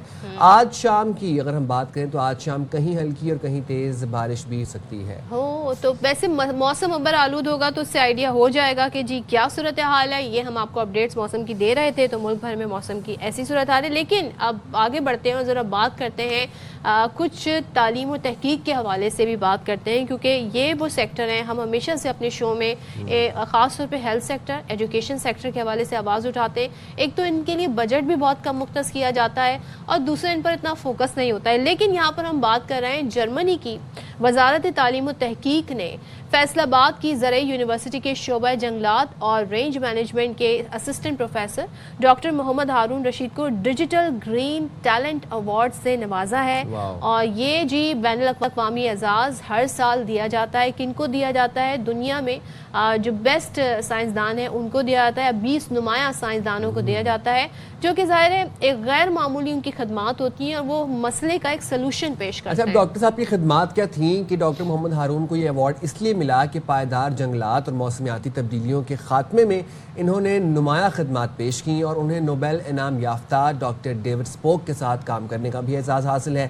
اب ڈاکٹر ہارون رشید نے چین, جرمنی, امریکہ میں ریسرچ کر کے علاوہ پاکستان کے پہلے بانس پر مبنی کاربن سکویریشن سائنسی منصوبے کا آغاز بھی کیا, وچ از امیزنگ. ان کی ریسرچ یہ ہے کہ بانس سب سے زیادہ کاربن اور ہیوی میٹلز جذب کرتا ہے, جس کی مدد سے کم ان پٹ کے ساتھ زیادہ سے زیادہ آؤٹ پٹ حاصل کر سکتے ہیں. کیا بات ہے. اور وزیر اعظم نے بھی ڈاکٹر محمد ہارون کی ماحولیاتی شعبے میں جو تحقیق ہے اس کا اعتراف کیا, اور انہیں یوتھ ایکسلنس ایوارڈ سے بھی نوازا. تو چلے جی ہم بات کر لیتے ہیں اب بہت ساری چیزیں جو ہم بھی سمجھنا چاہتے ہیں. ہمارے ساتھ موجود ہے professor doctor Muhammad Haroon Rasheed. Thank you so much, اور بہت بہت آپ کو مبارک ہو. سب سے پہلے تو یہ بتائیے گا, آپ واحد شخصیت ہیں پاکستان سے جن کو یہ ایوارڈ ملا ہے, تو جرمنی کے ایوارڈ کے لیے کس طریقے سے آپ کی نامینیشن ہوئی, اور مزید آپ کی کمپٹیشن میں کتنے سائنٹسٹ تھے؟ جی تھینک یو ویری مچ. میری آواز تو آپ کو آ رہی ہوگی؟ جی جی. جی بیسیکلی سب سے پہلے اللہ تعالیٰ کا کرم ہے، اور بیسیکلی یہ ہر سال ایڈورٹائزمنٹ ہوتی ہے ministry of research and education Germany کی طرف سے، اور ڈفرینٹ ڈپارٹمنٹس میں جتنے بھی یوتھ سائنٹسٹ ہیں ان کو جو ہے ان کے لیے ایک موٹیویشن ہوتی ہے، اور وہ جو بھی اپنے ڈپارٹمنٹس میں کام کر رہے ہیں اس کے بیس پہ ان کی سلیکشن کی جاتی ہے. تو اس سال بھی اوور آل پوری دنیا سے 20 لوگوں کو سلیکٹ کیا گیا، اور کلائمیٹ چینج کے سیکشن میں مجھے موقع ملا جرمنی وزٹ کرنے کا، اور اس کی بیس پہ مجھے 3 منتھس کا ریسرچ اسٹے بھی دیا گیا، جس کی وجہ سے میں ابھی بھی ان کے ساتھ کنیکشن میں ہوں، اور ہم فردر جو ہمارے پلانز ہیں ان پہ بھی ہم کام کر رہے ہیں. زبردست. ہارون یہ بتائے گا آپ کی تحقیق جو ریسرچ اینڈ ڈیولپمنٹ تمام تر آپ کی تھی وہ میجرلی کاربن پر تھی. اپنی تحقیق کے بارے میں تھوڑا ہمیں بتائے گا کہ بانس کس طرح کاربن کو جذب کرتا ہے، کیا پروسیجر ہے؟ جی بالکل. بیسیکلی ہمیں ایک ریسرچ گیپ نظر آیا، اور جیسے مجھے ایک first P H D student ملا تو ہم نے پلان کیا کہ کیوں نہ اس ریسرچ گیپ کو فل کیا جائے. پاکستان میں بہت سارے ایسے کارنرز ہیں جو کہ ابھی جن کو فل کرنا باقی ہے، تو ہمیں نظر آیا کہ بانس جو ہے، اس کے بارے میں اسٹڈی کیا گیا، بانس جو ہے وہ 30 to 35% مور آکسیجن پروڈیوس کرتا ہے دین ادر ٹریز، اور سب سے زیادہ کاربن ڈائی آکسائڈ ابزارب کرتا ہے. بیسٹ فائٹو ریمیڈیٹر ہے. فارمرز کے لیے اسپیشلی ایک منیمم ان پٹ ایک سال میں 15 سے 20 ہزار روپے ان کی ان پٹ ہے 1 ایکڑ کے حساب سے، اور بہت اچھا آؤٹ پٹ لے سکتے ہیں. فائنینشلی تو فارمر کو بینیفٹ ملتا ہی ہے، لیکن اس کے ساتھ ساتھ جو آپ کا انوائرمنٹ میں کنٹریبیوشن ہے اور کاربن سیکویسٹریشن پوٹینشیل جو اس کا ہے، اس حوالے سے ہمیں نظر آیا کہ اس میں بہت زیادہ کام کرنے کی ابھی ضرورت ہے ہمیں، اور اس بیس پہ ہم نے کچھ ریسرچ اسٹائلز بھی لگائے ہوئے ہیں، اور امید ہے ہم لوگ کوئی 6 to 7 months کے بعد ہمیں کچھ اچھے ریزلٹس ملیں گے، اور پھر انشاءاللہ ہم وہ میڈیا میں بھی شیئر کریں گے، اور کوشش کریں گے کہ فارمرز تک ان ریزلٹس کو پہنچایا جائے اور ان کو موٹیویٹ کیا جائے towards carbon sequestration potential through bamboo. اور یہ ایک ایفیشینٹ سولوشن ہے اگینسٹ گرین ہاؤس گیسز. اور میں یہ بھی جاننا چاہوں گی کہ آپ نے جرمنی، امریکہ اور چین میں ہونے والی ریسرچ میں حصہ لیا. پاکستان کی ہم بات کریں، یہاں پہ ایک تو فارسٹ جو ایریا ہے ہمارا وہ بڑا شرنک ہوا ہے پچھلے کچھ سالوں میں، جو تھا بھی اس سے بھی ریکوائرڈ نہیں تھا وہ نمبر، بٹ سٹل ڈیفارسٹیشن بہت ہوئی ہے. تو جنگلات کے تحفظ کے لیے کون سی ٹیکنیکس ہیں جس پہ کام کیا جا سکتا ہے؟ پاکستان میں اس پر کام کرنا ممکن ہے، پاسبلٹی ہے؟ جی بالکل. سب سے پہلے تو ایک آپ نے بڑی اچھی بات کہی تھی کہ فائنینشیل ریسورسز جو کہ ایجوکیشن سیکٹر میں ان لکیلی یہاں پہ بہت کم ہے ہمارے پاس. ہمارے ہی سائنٹسٹ ہیں جو کہ باہر کی کنٹریز میں جا کے بہت اچھا کام اور بہت اچھا رول پلے کر رہے ہیں. تو سب سے پہلا تو امپورٹنٹ چیز ہے کہ اگر فائنینشیل ریسورسز ہمارے پاس آ جائیں تو ہم نو ڈاؤٹ پاکستان میں بہت اچھا سب سے بہترین کام کر سکتے ہیں. اور جس ٹول کی آپ بات کر رہی ہیں وہ ہے آج کل ڈیجیٹل ٹولز کی بات کر رہے ہیں. جیسے کہ جرمنی میں مجھے موقع ملا، آپ نے سنا ہوگا کہ آپ نے انسانوں کی ایم آر آئی ہوتی تو دیکھی ہوگی پاکستان میں، لیکن وہاں پہ پلانٹس کی ایم آر آئی بھی کی جاتی ہے، جو کہ میں وہاں پہ یہ ٹیکنیک سیکھ کے آیا ہوں. یہ تو اٹس اے پارٹ. لیکن پاکستان میں جنگلات کو امپروو کرنے کے لیے جو آج کل ڈیجیٹلائزیشن ڈیجیٹل ٹولس آئے ہوئے ہیں، جس میں اب جی ایس میپنگ ہے، جی ایس میپنگ کے تھرو ہم لوگ یہ سب پلان کر سکتے ہیں کہ کس طرح ہم ڈیفارسٹیشن کو منیمائز کریں اور ایفارسٹیشن اور ریفارسٹیشن ٹیکنیکس کی طرف جائیں. اس کے لیے ہمیں مل کر کام کرنا ہے. Department of forestry, education sector, departmental sector, P H A, سب کو مل کر اس پہ غور کرنا ہے. اور سب سے امپورٹنٹ ہمیں فائنینشیل ریسورسز ہمارے پاس مہیا ہوں گے تو ہم بہت اچھا رول پلے کر سکتے ہیں. بالکل. ایفارسٹیشن اور ریفارسٹیشن از ویری امپورٹنٹ. یہ بتائے گا ہارون کہ فارمرز کس حد تک یوزفل ہو سکتے ہیں گرین ہاؤس گیسز کے ایمیشن کو کنٹرول کرنے میں، کاربن ایبزارپشن کے اندر؟ جی ہم آج کل پروموٹ کر رہے ہیں ایگرو فارسٹری کو. فارمر اس طرف ابھی آ نہیں رہا کہ وہ کہتے ہیں کہ اگر ہم درخت لگاتے ہیں اپنی کراپس کے ساتھ تو ہماری کراپ کی ییلڈ کم ہو جاتی ہے. تو اس حوالے سے ہم ان کو ٹیکنیکس بتا رہے ہیں کہ کون سے فیوریبل ٹریز ہیں جو کہ لگانے چاہیے، ان کی کیسے دیکھ بھال کرنی چاہیے. اگر فار ایگزامپل آپ کی تھوڑی سی منیمائزیشن ہو بھی جاتی ہے آپ کی کراپ کی ییلڈ کے ریڈکشن میں، لیکن آپ الٹیمیٹلی انوائرمنٹ کو تو بینیفٹ دے رہے ہیں، آپ وہاں سے بھی تو کنٹریبیوشن کر رہے ہیں نا. پر اس چیز کو سمجھانے کی ضرورت ہے، ہمیں فارمر کو ایجوکیٹ کرنے کی ضرورت ہے، اور ہم لوگ اپنی کوشش کر رہے ہیں اور اپنے حصے کا دیا جلا رہے ہیں. Hope in future we will do our best انشاءاللہ. اور ڈاکٹر ہارون، جیسے پنجاب کی ہم بات کریں، پنجاب کو بڑے مسائل ہوتے ہیں، بالخصوص سردیوں میں ہم دیکھتے ہیں اسموک کا ایشو ہے، دیگر ایشو ہے، پولیوشن کے حوالے سے بڑا کام ہو رہا ہے، گرین انرجی کے اوپر بڑا کام ہو رہا ہے. تو کاربن جو ایمیشن ہے اس میں کمی کے لیے کاربن کریڈٹ کا ایک منصوبہ शुरू किया गया है। तो मैं ये जानना चाहूँगी मंसूबा है क्या और इसकी कामयाबी के कितने % चांसेस हैं? जी बिल्कुल, बड़ा अच्छा सवाल है। कार्बन क्रेडिट का जो मनसूबा शुरू किया है, इसमें हम सीएम पंजाब को अप्रिशिएट करेंगे कि उन्होंने छांगा मांगा में इस प्रोजेक्ट का आगाज़ किया है और इस कार्बन क्रेडिट के थ्रू हम बहुत सारी इनकम जनरेट कर सकते हैं। क्योंकि ये कार्बन क्रेडिट बेसिकली क्या है कि बहुत सारी डेवलप्ड कंट्रीज़ जो कि इंडस्ट्रियलाइजेशन कर रही हैं, जो कि कार्बन डाइऑक्साइड प्रोड्यूस कर रही हैं, तो वो उस पार्ट को ओवरकम करने के लिए डेवलपिंग कंट्री में इन्वेस्ट करती हैं टू एब्जॉर्ब कार्बन, जिससे उनको कार्बन क्रेडिट मिलता है। सो इसी तरह के मंसूबे पाकिस्तान में लग चुके हैं और सीएम साहबा को हम अप्रिशिएट करते हैं कि छांगा मांगा में इसका आगाज़ हो चुका है। होपफुली अवेयरनेस आ रही है लोगों में और हमें फाइनेंशियली भी इस कंट्री को बेनिफिट मिलेगा थ्रू कार्बन क्रेडिट। अच्छा, अगर मैं आपसे चाहूँ कि पिन पॉइंट करें, पाकिस्तान ज़ाहिर पूरी दुनिया इस वक्त क्लाइमेट चेंज की वजह से बहुत सारे इशूज़ से नबर्द आज़मा है, पाकिस्तान को प्रायोरिटी बेसिस पे क्या करने की ज़रूरत है? मैं ये समझता हूँ कि सिर्फ ये गवर्नमेंट का काम नहीं है, ये हम सब की जिम्मेदारी है। सिंगल पर्सन, मैं समझता हूँ कि हर इंसान के, हर गली मोहल्ले के बच्चे की जिम्मेदारी है कि वो अपने हिस्से के एक पौधा ज़रूर लगाएं। यही सोल्यूशन है। और अगर आपकी तहकीक, आपकी रिसर्च को मद्देनज़र रखते हुए बात करें तो इनफरादी तौर पर अगर हर बंदा बैम्बू प्लांट करने लग जाए अपने गार्डन में या अपने, अगर आप ये बताइएगा कि रूफ टॉप पे, अब कराची में तो सिंस गार्डन्स का इतना रिवाज नहीं है, आपको पता है कंक्रीट का जंगल है पूरा शहर, फ्लैट सिस्टम है, तो अगर यहाँ पर हम देख रहे हैं कि रूफ टॉप गार्डन्स लोगों ने बनाए हुए हैं, तो हम रूफ टॉप के ऊपर बैम्बूज प्लांट कर सकते हैं? यस बिल्कुल, बैम्बू जो है वो बहुत सारी बैम्बू की स्पीशीज जो कि एज ए इंडोर प्लांट में यूज़ होती हैं और आप इसको बिल्कुल रूफ टॉप पे अपने पॉट्स में ग्रो कर सकते हैं। और मैं समझता हूँ कि हर इंसान को अपने हिस्से का दिया जलाना चाहिए और मैं सबको मोटिवेट करता हूँ कि पूरा पाकिस्तान इस वक्त सुन रहा है तो काइंडली वो अपने रूफ टॉप पे अपने पॉट्स में बैम्बू ज़रूर प्लांट करें। क्या बात है, बिल्कुल। Thank you so much. Professor doctor हारून हमारे साथ थे और जाहिर है हम सबको अपने अपने हिस्से की शमा ज़रूर जलानी है, इससे पहले कि हम जी तनकीद का निशाना बनाएं।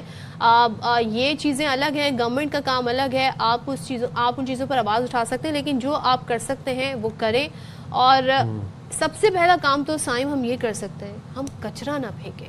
हम बाहर कंट्री जाते हैं, हम वहाँ के सारे रूल्स फॉलो करते हैं, लेकिन जैसे हम अपने मुल्क में आते हैं हम वही काम शुरू कर देते हैं। मैं हैरान होता हूँ, उस दिन मैं कल परसों में शाहराह फैसल पर ट्रैवल करा था, इतनी बड़ी गाड़ी में से ऐसे शीशा नीचे उतरता है, एक हाथ बाहर निकलते हैं और प्रॉपर कचरे का बैग जो अंदर गाड़ी में खाया पिए वो आप गाड़ी में फेंकते हैं। मतलब हम पढ़े लिखे लोग हमारे माशरे में ये हरकतें कर रहे हैं, खुदारा गंद न डालें।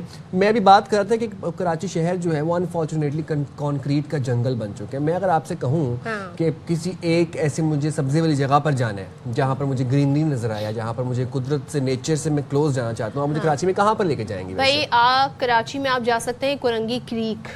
अच्छा, वहाँ पे क्या है? वहाँ पे जी मैंग्रोव्स कहते हैं ना, बायोडाइवर्सिटी पार्क एक बनाया गया है और वहाँ पर जाकर आपको आइडिया हो सकता है, क्योंकि जब आप कराची का एरियल व्यू देखें ना तो आपको सब्जा बहुत कम नजर आता है, बट यहाँ पे आपको बहुत जबरदस्त सी, कहते हैं ना, आपको एक अच्छी फीलिंग आएगी। सरप्राइजिंगली मैंग्रोव्स का biodiversity park, it's very very interesting. तो रोहा फातिमा हमें सैर करा रही है इस पार्क की, आप भी देखें और हम भी देखते हैं। सुकून, खूबसूरती और कुदरत का हसीन इम्तिजाज, ये है मैंग्रोव्स बायोडाइवर्सिटी पार्क, जहाँ फितरत हर कदम पर आपको खुशामदीद कह रही है। बायोडाइवर्सिटी पार्क न सिर्फ माहौल के लिए बेहतरीन है बल्कि शहरियों के लिए एक तफरीही मकाम भी है। इट इज़ लाइक कराची, जहाँ पे इतने ट्रैफिक से हम आते हैं, इतनी गर्मी होती है, तो इस तरह का एक spot is very appreciated. University students, we are hectic entire day and it's a very relaxing spot. Even 15 minutes can do so much to your mental health. Park में शहरी यहाँ कुदरत को करीब से देखते हैं और फितरत से जुड़ने की अहमियत को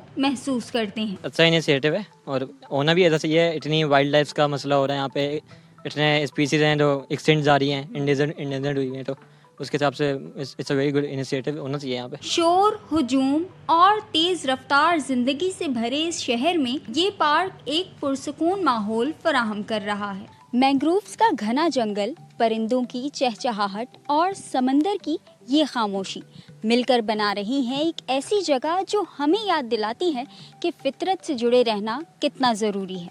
कैमरामैन नुमान शेख के साथ रोहा फातिमा, ARY न्यूज़, कराची। अच्छा, यकीन ही नहीं आ रहा कि कराची मैं तो आज जा रहा हूँ ऑफिस के बाद, है ना, सीधा। क्या बात है। तो हम जाएंगे ब्रेक पे, फिर ब्रेक से वापस आएंगे, आप हमारे साथ रहिएगा।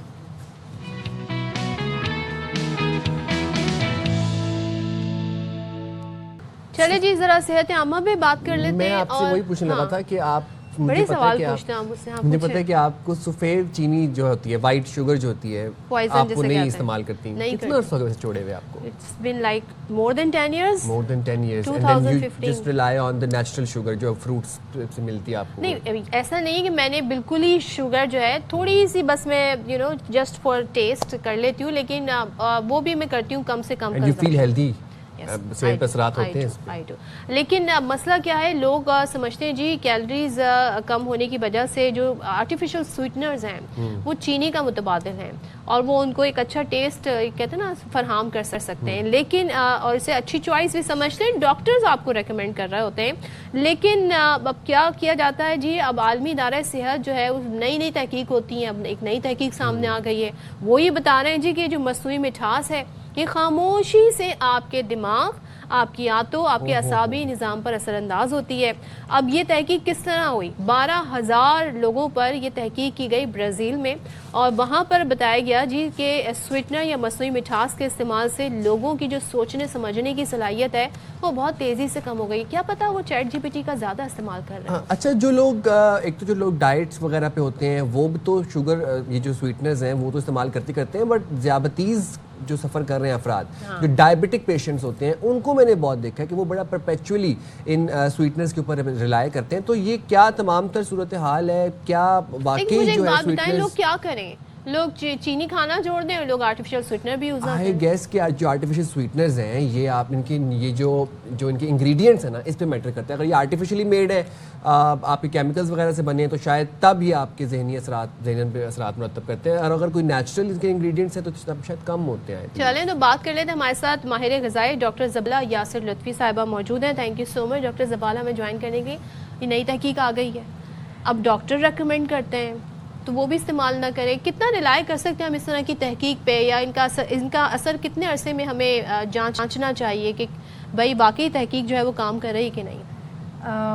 बहुत शुक्रिया। सबसे पहली चीज़ तो ये है कि जिस रिसर्च की मैंने अभी सुना, आपने जिक्र किया ब्राज़ीलियन एक रिसर्च के आपने हवाला दिया, तो उसके हवाले से मैं यहीं से बात शुरू करती हूँ कि जब हम रिसर्च की बात करते हैं या रिसर्च आर्टिकल्स की बात करते हैं तो बड़ा इम्पॉर्टेंट होता है कि हम उसको ये देख लें कि आया वो रिसर्च किस इम्पैक्ट फैक्टर के जर्नल में पब्लिश हुई हुई है। दैट इज़ वेरी इंपॉर्टेंट, क्योंकि हम जो भी इंफॉर्मेशन हमें रिसर्च के हवाले से मिलती है तो उसमें ऑथेंटिसिटी बड़ी मैटर करती है।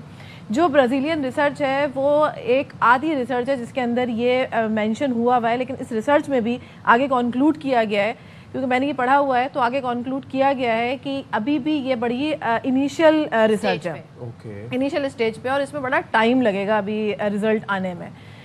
दूसरी चीज़ जो अभी देखी गई है वो ये कि आर्टिफिशियल स्वीटनर्स जो हैं वो आपके बिल्कुल आपने सही कहा कि ब्रेन पे अफेक्ट करना शुरू हो गए हैं और गट फ्लोरा पे भी अफेक्ट कर रहे हैं, लेकिन अगेन वो रिसर्च अभी इनिशियल लेवल पे है। अब उसमें होता क्या है कि किसी भी चीज़ को अगर हम मॉडरेशन से ज़्यादा इस्तेमाल करें ना तो वो फिर नुकसानदेही हो जाती है। हमारे यहाँ साइकी क्या है कि हम कहते हैं हम वाइट शुगर इस्तेमाल नहीं करेंगे, हम एस्पार्टेम ले लेंगे, सुक्रालोज ले लेंगे, या नेचुरल स्वीटनर, जो अभी आपने आर्टिफिशियल और नेचुरल की बात करी, तो नेचुरल स्वीटनर हमारे पास जो वो है स्टीविया है, तो हम वो ले लेंगे। तो उसमें क्या होता है कि बजाय इसके कि हम उसको कम कंज्यूम करें, हमें ये पता है कि हमारे ब्लड में शुगर स्पाइक नहीं देगी, तो हम क्वांटिटी ऑटोमेटिकली बढ़ा देते हैं। ये साइकी है कि हम एक बिस्किट खा रहे थे वाइट शुगर की वजह से, लेकिन हमने कहा इसके अंदर आर्टिफिशियल स्वीटनर है तो हम पूरा हाफ रोल खा लेते हैं, तो ऑटोमेटिकली वो स्वीटनर की क्वांटिटी बॉडी के अंदर बढ़ जाती है, तो ये फिर अफेक्ट करती है आपके गट फ्लोरा में। अच्छा, मुझे एक बात याद है कि मेरे एक जानने वाले थे, उनकी शादी होने वाली थी, वज़न कम करना चाह रहे थे वो, तो उन्होंने कहा जी मैं सैलेड पे चला जाता हूँ। अब सैलेड किस तरह खाई? ट्रे भर के। तो वही आपकी बात कि भाई कम खाएं, ज़्यादा खाना जो है ना वही आपकी सेहत के लिए नुकसान। अब मैं आपको एक बात इसमें बताती हूँ लोगों की अवेयरनेस के लिए कि हम कहते हैं सैलेड बहुत आपने खा लिया। जब आप सैलेड बहुत खा रहे हैं तो आप फाइबर की क्वांटिटी बहुत ज़्यादा इंटेक कर रहे हैं।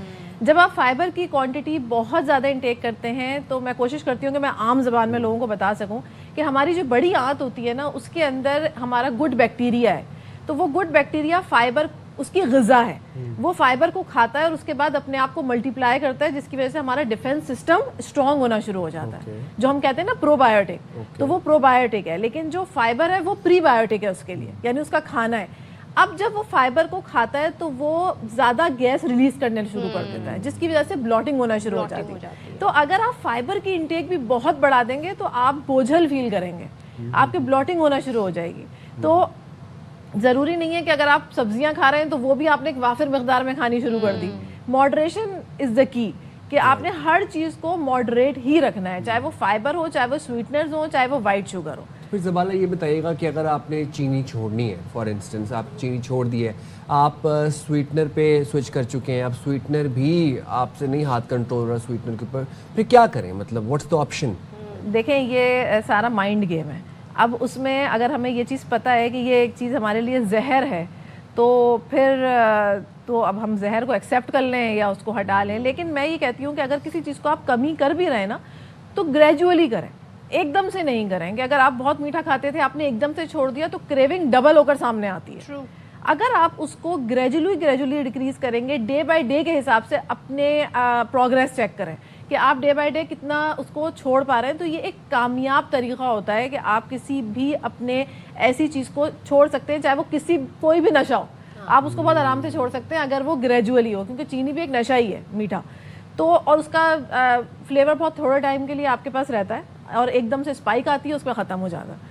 تو اس میں یہ کہ آپ سیکرین ایڈ کرنا شروع کریں آہستہ آہستہ. آپ جو بھی آپ کے سویٹنرز ہیں, لیکن ان کی کوانٹٹی بہت منیمل رکھیں. جیسے 2 وقت آپ چائے پیتے تھے, آپ 2 وقت ہی پئیں, یہ نہیں کہ چائے کے جی 4-4-5-5. پھر اس کے بعد آپ نے کہا کہ نہیں اب تو میں پی سکتا ہوں, اب تو میں یہ کھا سکتا ہوں. دوسری بڑی امپورٹنٹ بات یہ ہوتی ہے کہ ہمارا یہ فوکس تو ہوتا ہے کہ ہم چینی کو کم کر کے کیلوریز کم کر رہے ہیں, لیکن ہم دوسری طرف یہ نہیں دیکھتے کہ ہمارے پاس جو سویٹنرز کو ایڈ کیے والے بسکٹس آ رہے ہیں, جن بسکٹس کے اندر سویٹنرز ایڈ ہوتے ہیں تو ان کے اندر فیٹ کی بھی تو کتنی کوانٹٹی موجود ہے. مسکنسیپشن یہ بھی ہے کہ لوگ سمجھتے ہیں صرف چینی کھانے سے وہ ڈائبیٹک ہو جائیں گے یا چینی سے ہی ان کا وزن بڑھ رہا ہے. چینی ایک امپورٹنٹ فیکٹر تو ہے, رول پلے کرتا ہے, بٹ آپ کتنی کوانٹٹی کھا رہے ہیں, کتنا سٹارچ کھا رہے ہیں, کتنے آپ کاربس کھا رہے ہیں, یہ بھی بڑا میٹر کرتا ہے. بالکل. اور اس میں سب سے زیادہ جو پرابلمٹک سچویشن جب آ جاتی ہے جب آپ بہت زیادہ فیٹ میں بنی ہوئی چیزیں کھا رہے ہوتے ہیں اور آپ کہتے ہیں نہیں اس کے اندر تو آرٹیفیشیل سویٹنر ایڈ ہے اور یہ ہمیں نقصان نہیں پہنچائے گا, لیکن آپ یہ بھی تو سوچیں کہ اس کے اندر جو ٹیکسچر آ رہا ہے بسکٹ کا وہ فیٹ کی وجہ سے آ رہا ہے. اگر وہ فیٹ آپ اس کے اندر سے ہٹا دیں تو وہ بسکٹ سخت سے جو ہے بالکل بنتے ہیں, اس کے اندر خستگی رہتی ہی نہیں ہے.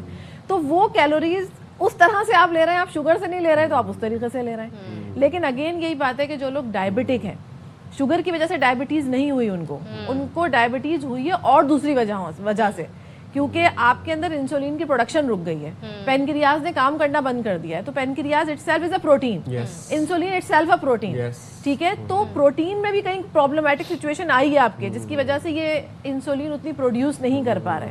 تو جو شوگر آپ لے رہے ہیں انسولین اس کو کیری نہیں کر پا رہا, ہولڈ نہیں کر پا رہا. تو وہ شوگر کی وجہ سے ہوا نہیں ہے, وہ پرابلم ہوئی آپ کے کسی اور وجہ سے ہے, لیکن وہ ڈائگنوز اس لیے ہوئی کہ وہ شوگر کو کیری نہیں کر پا رہا. زبالہ ایک اور بھی تو ایشو ہے نا, ہماری ایٹنگ ہیبٹس بڑی میسڈ اپ ہیں. اب آپ دیکھیں کراچی میں ایک ایوریج بندے کی ایٹنگ ہیبٹ کیا ہے, صبح اٹھتے ہیں, اٹھ کے 2 پوڑیاں یا 2 پراٹھے تلے ہوئے فل ود ایگز اور ساتھ میں روغنی چنے, حلوہ اور ساتھ میں پھر 2 کپ چائے. یہ ہو گیا ناشتہ. اچھا ناشتے کی بھی ایک نہیں, ناشتے کی بھی ایک کنسیپشن یہ ہے نا کہ آپ بریک فاسٹ اچھا کریں اور دبا کے کریں. اس کے بعد دوپہر کو پھر آپ بریانی پہ آ گئے یا پلاؤ پہ آ گئے آپ, اور رات کو سوتے ہوئے پھر آپ نے کوئی برگر شرگر کوئی اس طرح کی, یا قورمہ چلے گا یا نہاری کا دور چلے گا. نہاری تو مطلب ہوتی ہے کہ ایوریج کراچی آئٹ کی لائف میں دن کی اگر میں بات کروں تو یہ کتنا نقصان دہ ہے. چینی تو چینی ہے, آپ کی ایٹنگ ہیبٹس کتنے نقصان دہ ہے. بعد میں پوچھوں گی کن لوگوں میں اٹھ بیٹھ رہے ہیں آپ. آج کل میجرلی یہ چیزیں دیکھنے میں آ رہی ہیں, اور مجھے ایسا لگتا ہے کہ اب کوئی بھی آؤٹ لیٹ کھلتا ہے نا تو وہ ناکام نہیں ہوتا, وہ بھرپور اس کے اندر جو ہے نا وہ کھانے پینے کے معاملات چل رہے ہوتے ہیں, اور ہم ہر نکڑ میں آج کل یہ چیزیں دیکھ رہے ہیں. تو بات یہ ہے کہ اس کو سمجھنا اور اس کی اویئرنیس ہی ضروری ہے, جو کہ بہت بہتر طریقے سے ہو بھی رہی ہے. تو اس میں یہ ہے کہ اگر آپ فیٹ کنزیوم کر بھی رہے ہیں یا آپ کو چنے کھانے بھی ہیں, اگر آپ کو نہاری کھانی بھی ہے, تو آپ اس کو تھوڑا سا کیلوری ڈیفیسٹ میں لے کے چلے جائیں نا. آپ نے پراٹھا کھانا ہے, پراٹھا کھانے کو کسی نے منع نہیں کیا, لیکن بجائے اس کے کہ آپ اس کے اندر گھی بھر رہے ہیں, آپ ایک میں نے کہا نا کہ گریجولی آپ کس طرح سے ریڈکشن کر سکتے ہیں کہ آپ گھی بھر رہے تھے, آپ آئل پہ آ جائیں, ٹھیک ہے. اس کے بعد پھر آپ آہستہ آہستہ آئل کی کمی پہ آ جائیں, پھر اندر بڑھنا چھوڑیں, پھر باہر پہ آ جائیں. تو یہ گریجولی جو سٹیپس ہوتے ہیں نا, یہ بہت زیادہ آپ کو حقیقتاً یہ آپ ایک اچھے لائف اسٹائل کی طرف موو کر جاتے ہیں آہستہ آہستہ. لیکن ایک دم ریڈکشن اٹس ویری ڈینجرس, یہ کسی کے لیے بھی نہیں ہو سکتا, نہ میرے لیے ہو سکتا ہے نہ آپ کے لیے ہو سکتا ہے. है, फिर हम जो है ना वो दोबारा खड़े भी नहीं हो पाते, कोशिश भी नहीं कर पाते दोबारा। अच्छा, एक चीज और जो हमने देखा अक्सर एड्स में या ये प्रोजेक्ट किया जाता था जी, हेल्दी नाश्ता क्या होता है, सुबह सवेरे आपने जी टोस्ट लिया, उस पर बटर लगाया, बॉइल्ड एग रखे हुए और रखा हुआ है जी ऑरेंज जूस, ठीक है। अब ऑरेंज जूस जो है वो आप खाली पेट पी रहे हैं, फाइबर उसमें से हट गया क्योंकि आप होल फ्रूट नहीं खा रहे हैं। मैंने देखा आजकल जी स्टैनले का बड़ा जो है वो चर्चा है, पानी उसमें भी है, बहुत अच्छी बात है, लेकिन लोग इतनी बड़ी बड़ी बॉटल्स में जी बीट रूट और न जाने कौन कौन से, उसमें से सारा फाइबर खत्म है, आप सिर्फ शुगर जो है ना जूस की फॉर्म में इंटेक कर रहे हैं, ये कितना डेंजरस हो सकता है? असल में जितना हमने एक हेल्दी लाइफस्टाइल को मुश्किल बना दिया है ना, इतना मुश्किल हकीकतन ये है नहीं। हम समझते हैं कि हमें अगर एक हेल्दी लाइफस्टाइल ऑप्ट करनी है तो सबसे पहले हमें एक महंगा डाइटिशियन हायर करना है, हाँ। उसके बाद वो हमें एक डाइट प्लान बना के देगा, उसमें जो ग्रोसरी लिस्ट होगी वो इंतहाई एक्सपेंसिव होगी, तो हमारे पास तो खाने को फ्रूट नहीं है तो हम वो कैसे अफोर्ड करेंगे, हाँ। यकीन कीजिए कि लाइफस्टाइल जब आप बेहतरी की तरफ जाते हैं ना तो शायद आप बहुत ज़्यादा अपने एक्सपेंडिचर्स को और मिनिमल कर लेते हैं। उसकी वजह क्या है? उसकी वजह ये कि जैसे आपने मुझे कहा, मैं उसी चीज़ को एड्रेस करती हूँ कि आपने खीरा पानी के अंदर डिबो के रख दिया, आपने लेमू पानी के अंदर डिबो के रख दिया और उसके बाद सुबह शाम आप वो पानी जो है वो कंज्यूम कर रहे हैं, तो आप उसका कोई फायदा नहीं, जिसको हम डिटॉक्स वाटर कहते हैं, ठीक है। मुझसे अक्सर लोग पूछते हैं कि हम डिटॉक्स वाटर पे आ जाएं। अब डिटॉक्स वाटर तो आप कंज्यूम कर रहे हैं, लेकिन साथ साथ आपकी डाइटरी हैबिट ठीक नहीं है। वो डिटॉक्स वाटर कुछ भी नहीं करेगा, ना ग्रीन टी कुछ करेगी ना डिटॉक्स वाटर कुछ करेगा, जब तक आप दूसरी चीजों पे से हाथ नहीं रोकते। बेहतर ये है कि अगर आप बीट रूट भी खा रहे हैं तो आप उसको उबाल के पूरा कंज्यूम कर रहे हैं, उसका जूस पी रहे हैं। अब जूस में क्या होता है कि जब आप स्क्वीज करते हैं ना किसी भी फ्रूट को, तो फाइबर आपका सारा जो है ना वो बाहर आ गया और उसके बाद जूस जो है वो आपका उसके अंदर निचोड़ के आ गया। जूस से बेहतर है कि आप होल फ्रूट कंज्यूम करें। और दूसरा जो मैंने अपने घर में देखा अपनी मदर को, वो क्या करती थी, गाजर का जूस निकाल के जब हमें देती थी कि बेटा नजर ठीक हो जाएगी फलाना, तो बड़ा अच्छा पुराने वक्तों में लोगों की थे, उनको कॉन्सेप्ट नहीं था, लेकिन उनको ये समझ थी कि इस चीज के अंदर है क्या। और वो क्या करती थी कि वो जो फाइबर बचता था ना उसमें वो आटा गूंद देती थी। वाओ। और उसके बाद हम वो रोटी खाते थे। क्या बात है, यकीन कीजिए आप। और मैं अपने अक्सर क्लाइंट्स को बताती हूँ कि अगर आपने ये करना ही है तो कोई बात नहीं, आप फाइबर आटे में ऐड कीजिए, आपका फाइबर रिच आटा तैयार है। ज़बाला, एक और चीज़ भी है कि अगर हम चीनी छोड़ते हैं, कुछ लोग मैंने देखा चीनी छोड़ देते हैं, नो वाइट शुगर, बट उसके साथ फिर दिन के अंदर जितनी दफ़ा चाय पीनी है, दूध पीने हैं, उसमें 2 चम्मच शहद के डाल लेने हैं। सुबह उठ के आपने निहार मुइन जीरें खानी है, 15 से 20 खजूरें भी आप खा रहे हैं। फिर आप शाम के टाइम बैठते हैं तो आप किशमिश खाते हैं, फिर उसके बाद आप वाटरमेलन खा रहे हैं, उसको खाए जा रहे हैं। ये हेल्दी है आपकी बॉडी के लिए? बिल्कुल भी हेल्दी नहीं है, क्योंकि ये हर चीज़ आपको शुगर प्रोवाइड कर रही है ना अल्टीमेटली। कि आप देखें, शुगर कोई भी हो, चाहे वो वाइट शुगर हो, ये सब लोग याद रखें, चाहे वो वाइट शुगर हो, चाहे वो ब्राउन शुगर हो, कैसी भी शुगर हो, 1 ग्राम शुगर आपको सेम कैलोरीज प्रोवाइड करती है। अच्छा। मतलब ये कि वो कार्बोहाइड्रेट है ना, तो 1 ग्राम कार्बोहाइड्रेट आपको 4 कैलोरीज प्रोवाइड कर रहा है, चाहे वो शहद है, चाहे वो जैगरी है, वॉट एवर इट इज, वो आपको सेम कैलोरीज प्रोवाइड कर रहा है। सिर्फ क्या फ़र्क है? सिर्फ फ़र्क ये है कि बॉडी के अंदर जो रिलीज हो रहा है ना, शुगर रिलीज जो हो रहा है ब्लड में, उसका ड्यूरेशन बढ़ गया है। आपने गुड़ खाया है तो वो फाइबर से रिलीज होकर निकल रहा है, उसमें फाइबर की क्वांटिटी है। वाइट शुगर है तो वो स्पाइक एकदम ला रहा है, शहद एकदम लेकर आएगा। तो क्वांटिटी आपने कम ही रखनी है, आपने शहद की भी कम रखनी है। कितनी खजूरें खा सकते हैं आप दिन के अंदर? दिन के अंदर देखें, अब अगेन ये बात डिपेंड करती है कि आपके सारे टाइम के मील्स जो हैं वो कैसे डिवाइडेड हैं। आपको शुगर डिवाइड करनी पड़ती है। डायबिटिक पेशेंट को डायबिटिक एजुकेशन बहुत ज़रूरी है। जब तक कि वो 1 मंथ डायबिटिक एजुकेशन नहीं लेगा ना, तब तक वो अपनी डायबिटीज़ को कंट्रोल नहीं कर सकता। डायबिटीज़ मौलिक बीमारी ज़रूर है, लेकिन it can be reversed. It can be reversed. अगर आपने 1 महीना सिर्फ मॉनिटरिंग की ना अपनी पर मील अपनी शुगर की मॉनिटरिंग अगर आपने की है, तो आप बआसानी डिसाइड कर सकते हैं कि आपको नाश्ता क्या लेना है, आपको लंच क्या लेना है, आपको डिनर क्या लेना है। क्योंकि आपको मेंशन हो जाता है ना कि इस मील के बाद मेरी शुगर स्पाइक आ रही है कि नहीं आ रही, मैंने आज इतनी रोटी कंज्यूम की थी, शुगर स्पाइक आ रही है कि नहीं आ रही। सिर्फ 1 महीना अगर आपने मॉनिटरिंग कर ली, आपका पूरा मील प्लान खुद तैयार हो जाएगा कि आपने इस वक्त में कितनी क्वांटिटी लेनी है। तो उसी पे बेस करती है खजूर भी। खजूर जो है फुल ऑफ न्यूट्रिशंस होती है, तो अब उसके साथ आप खाना भी न्यूट्रिशंस वाला पूरा खा रहे हैं, तो वो एक ज्यादती हो जाएगी। आप खजूर भी खा सकते हैं, आप शहद भी खा सकते हैं, आप सब खा सकते हैं, लेकिन आप अपनी शुगर को मैनेज किस तरह कर रहे हैं पूरे दिन में, ये मैटर करता है। लास्टली वो मसनूई स्वीटनर्स लें कि ना लें?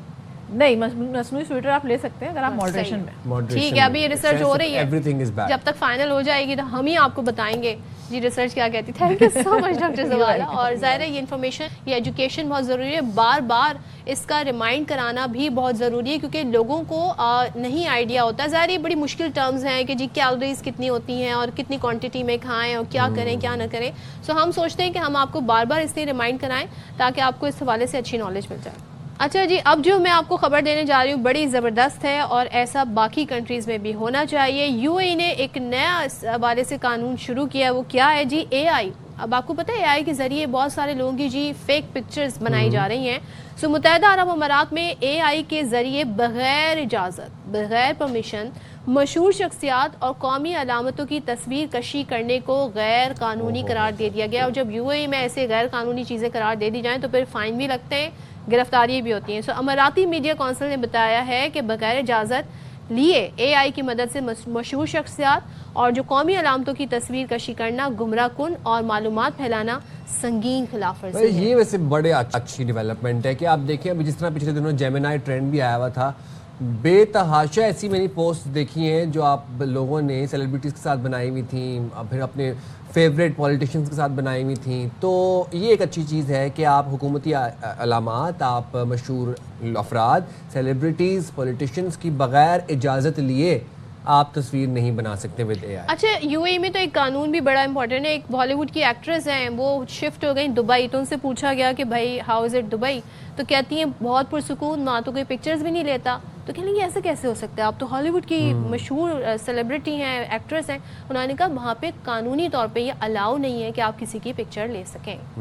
So very positive and big development.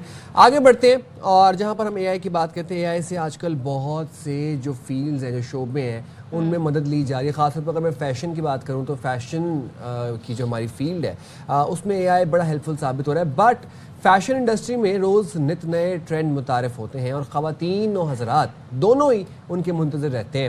اب یہی صنعت ہے جو دنیا کی سب سے بڑی آلودگی پیدا کرنے والی صنعتوں میں شمار ہوتی ہے. اب ہر سال کروڑوں ٹن کپڑے لینڈ فلز کا حصہ بن رہے ہیں, اور جب وہ لینڈ فلز کا حصہ بنتے ہیں تو پھر آپ دیکھیں کہ ہمارے ماحول اور معیشت پر بوجھ بنتے ہیں.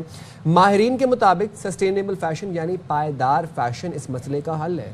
ہاں اچھا, یہ بھی کہا گیا ہے اور یہ بڑا کانسیپٹ باہر کے ملکوں میں تھرفٹنگ کا بڑا کانسیپٹ ہے. پرانے اور سیکنڈ ہینڈ جو کپڑے ہیں ان کی ریسائکلنگ ایک تو الگ چیز ہے.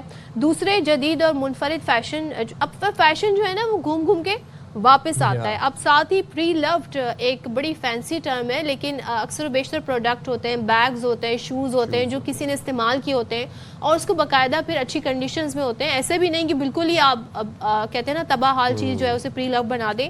تو پری لوڈ فیشن بھی جو ہے وہ نئی راہیں کھول رہا ہے اور یہ بجٹ کے حساب سے اسٹائلش بھی ہے, آپ کی جیب پر بھاری بھی نہیں ہے, تو اس سے بہت کچھ کیا بھی جا سکتا ہے. بالکل جی, تو گفتگو کر لیتے ہیں پھر اس تمام تر صورتحال پر. ہمارے ساتھ موجود ہیں فیشن ڈیزائنر کرن افضل. بہت شکریہ کرن, آپ نے باخبر سویرا کے لیے وقت نکالا. سسٹینیبل فیشن کیا ہے اور یہ روایتی فیشن سے کس طرح سے مختلف ہے؟ تھرفٹنگ کرنی چاہیے, پری لوڈ آئٹمز ہمیں بائی کرنی چاہیے یا نہیں کرنی چاہیے, آپ کی کیا رائے ہے؟ ایکچولی ایک دور تھا کہ ہم لوگ صرف یہ سنتے تھے کہ باہر سے کچھ کپڑے یہاں آتے ہیں اور جو ہم لوگ اس کو ونٹرز میں یوز کر رہے ہوتے ہیں اور مختلف چیزوں میں یوز کر رہے ہوتے ہیں. لیکن اب ہماری ہی اپنی کنٹری میں ایسا ہو گیا ہے کیونکہ ظاہر سی بات ہے اتنی لوگوں کی سکات نہیں ہے اس ٹائم, تو لوگ اسپیشلی اب جو اس وقت ویڈنگ کے ایشوز ہیں کہ اس میں اتنے ڈیزائنر سوٹ اگر کوئی لینے جاتا ہے تو سو ایکسپینسو پڑتا ہے, تو اب نارملی لوگ نہیں اس کو افورڈ کر سکتے ہیں. تو ہوتا یہی کہ جیسے اب ہمارے یہاں بہت سارے سٹورز بن گئے جس میں ویڈنگ ڈریسز ہو گئے, پارٹی ڈریسز ہو گئے, کہ ان کو رینٹ آؤٹ پہ پرچیز آپ کر سکتے ہیں کہ آپ اس کو آپ نے پہنا, آپ نے یوز کیا اور آپ نے واپس ان کو دے دیا. تو اس سے ایک یہ ہے کہ بینیفٹ مل گیا لوگوں کو کہ آپ اتنا پیسہ وہ اتنا خرچ کرتے ہیں اور خرچ کرنے کے بعد وہ آپ کے پورے سال آپ کے وارڈروب میں لٹکا رہتا ہے, پھر وہ یوز میں بھی نہیں ہوتا ہے.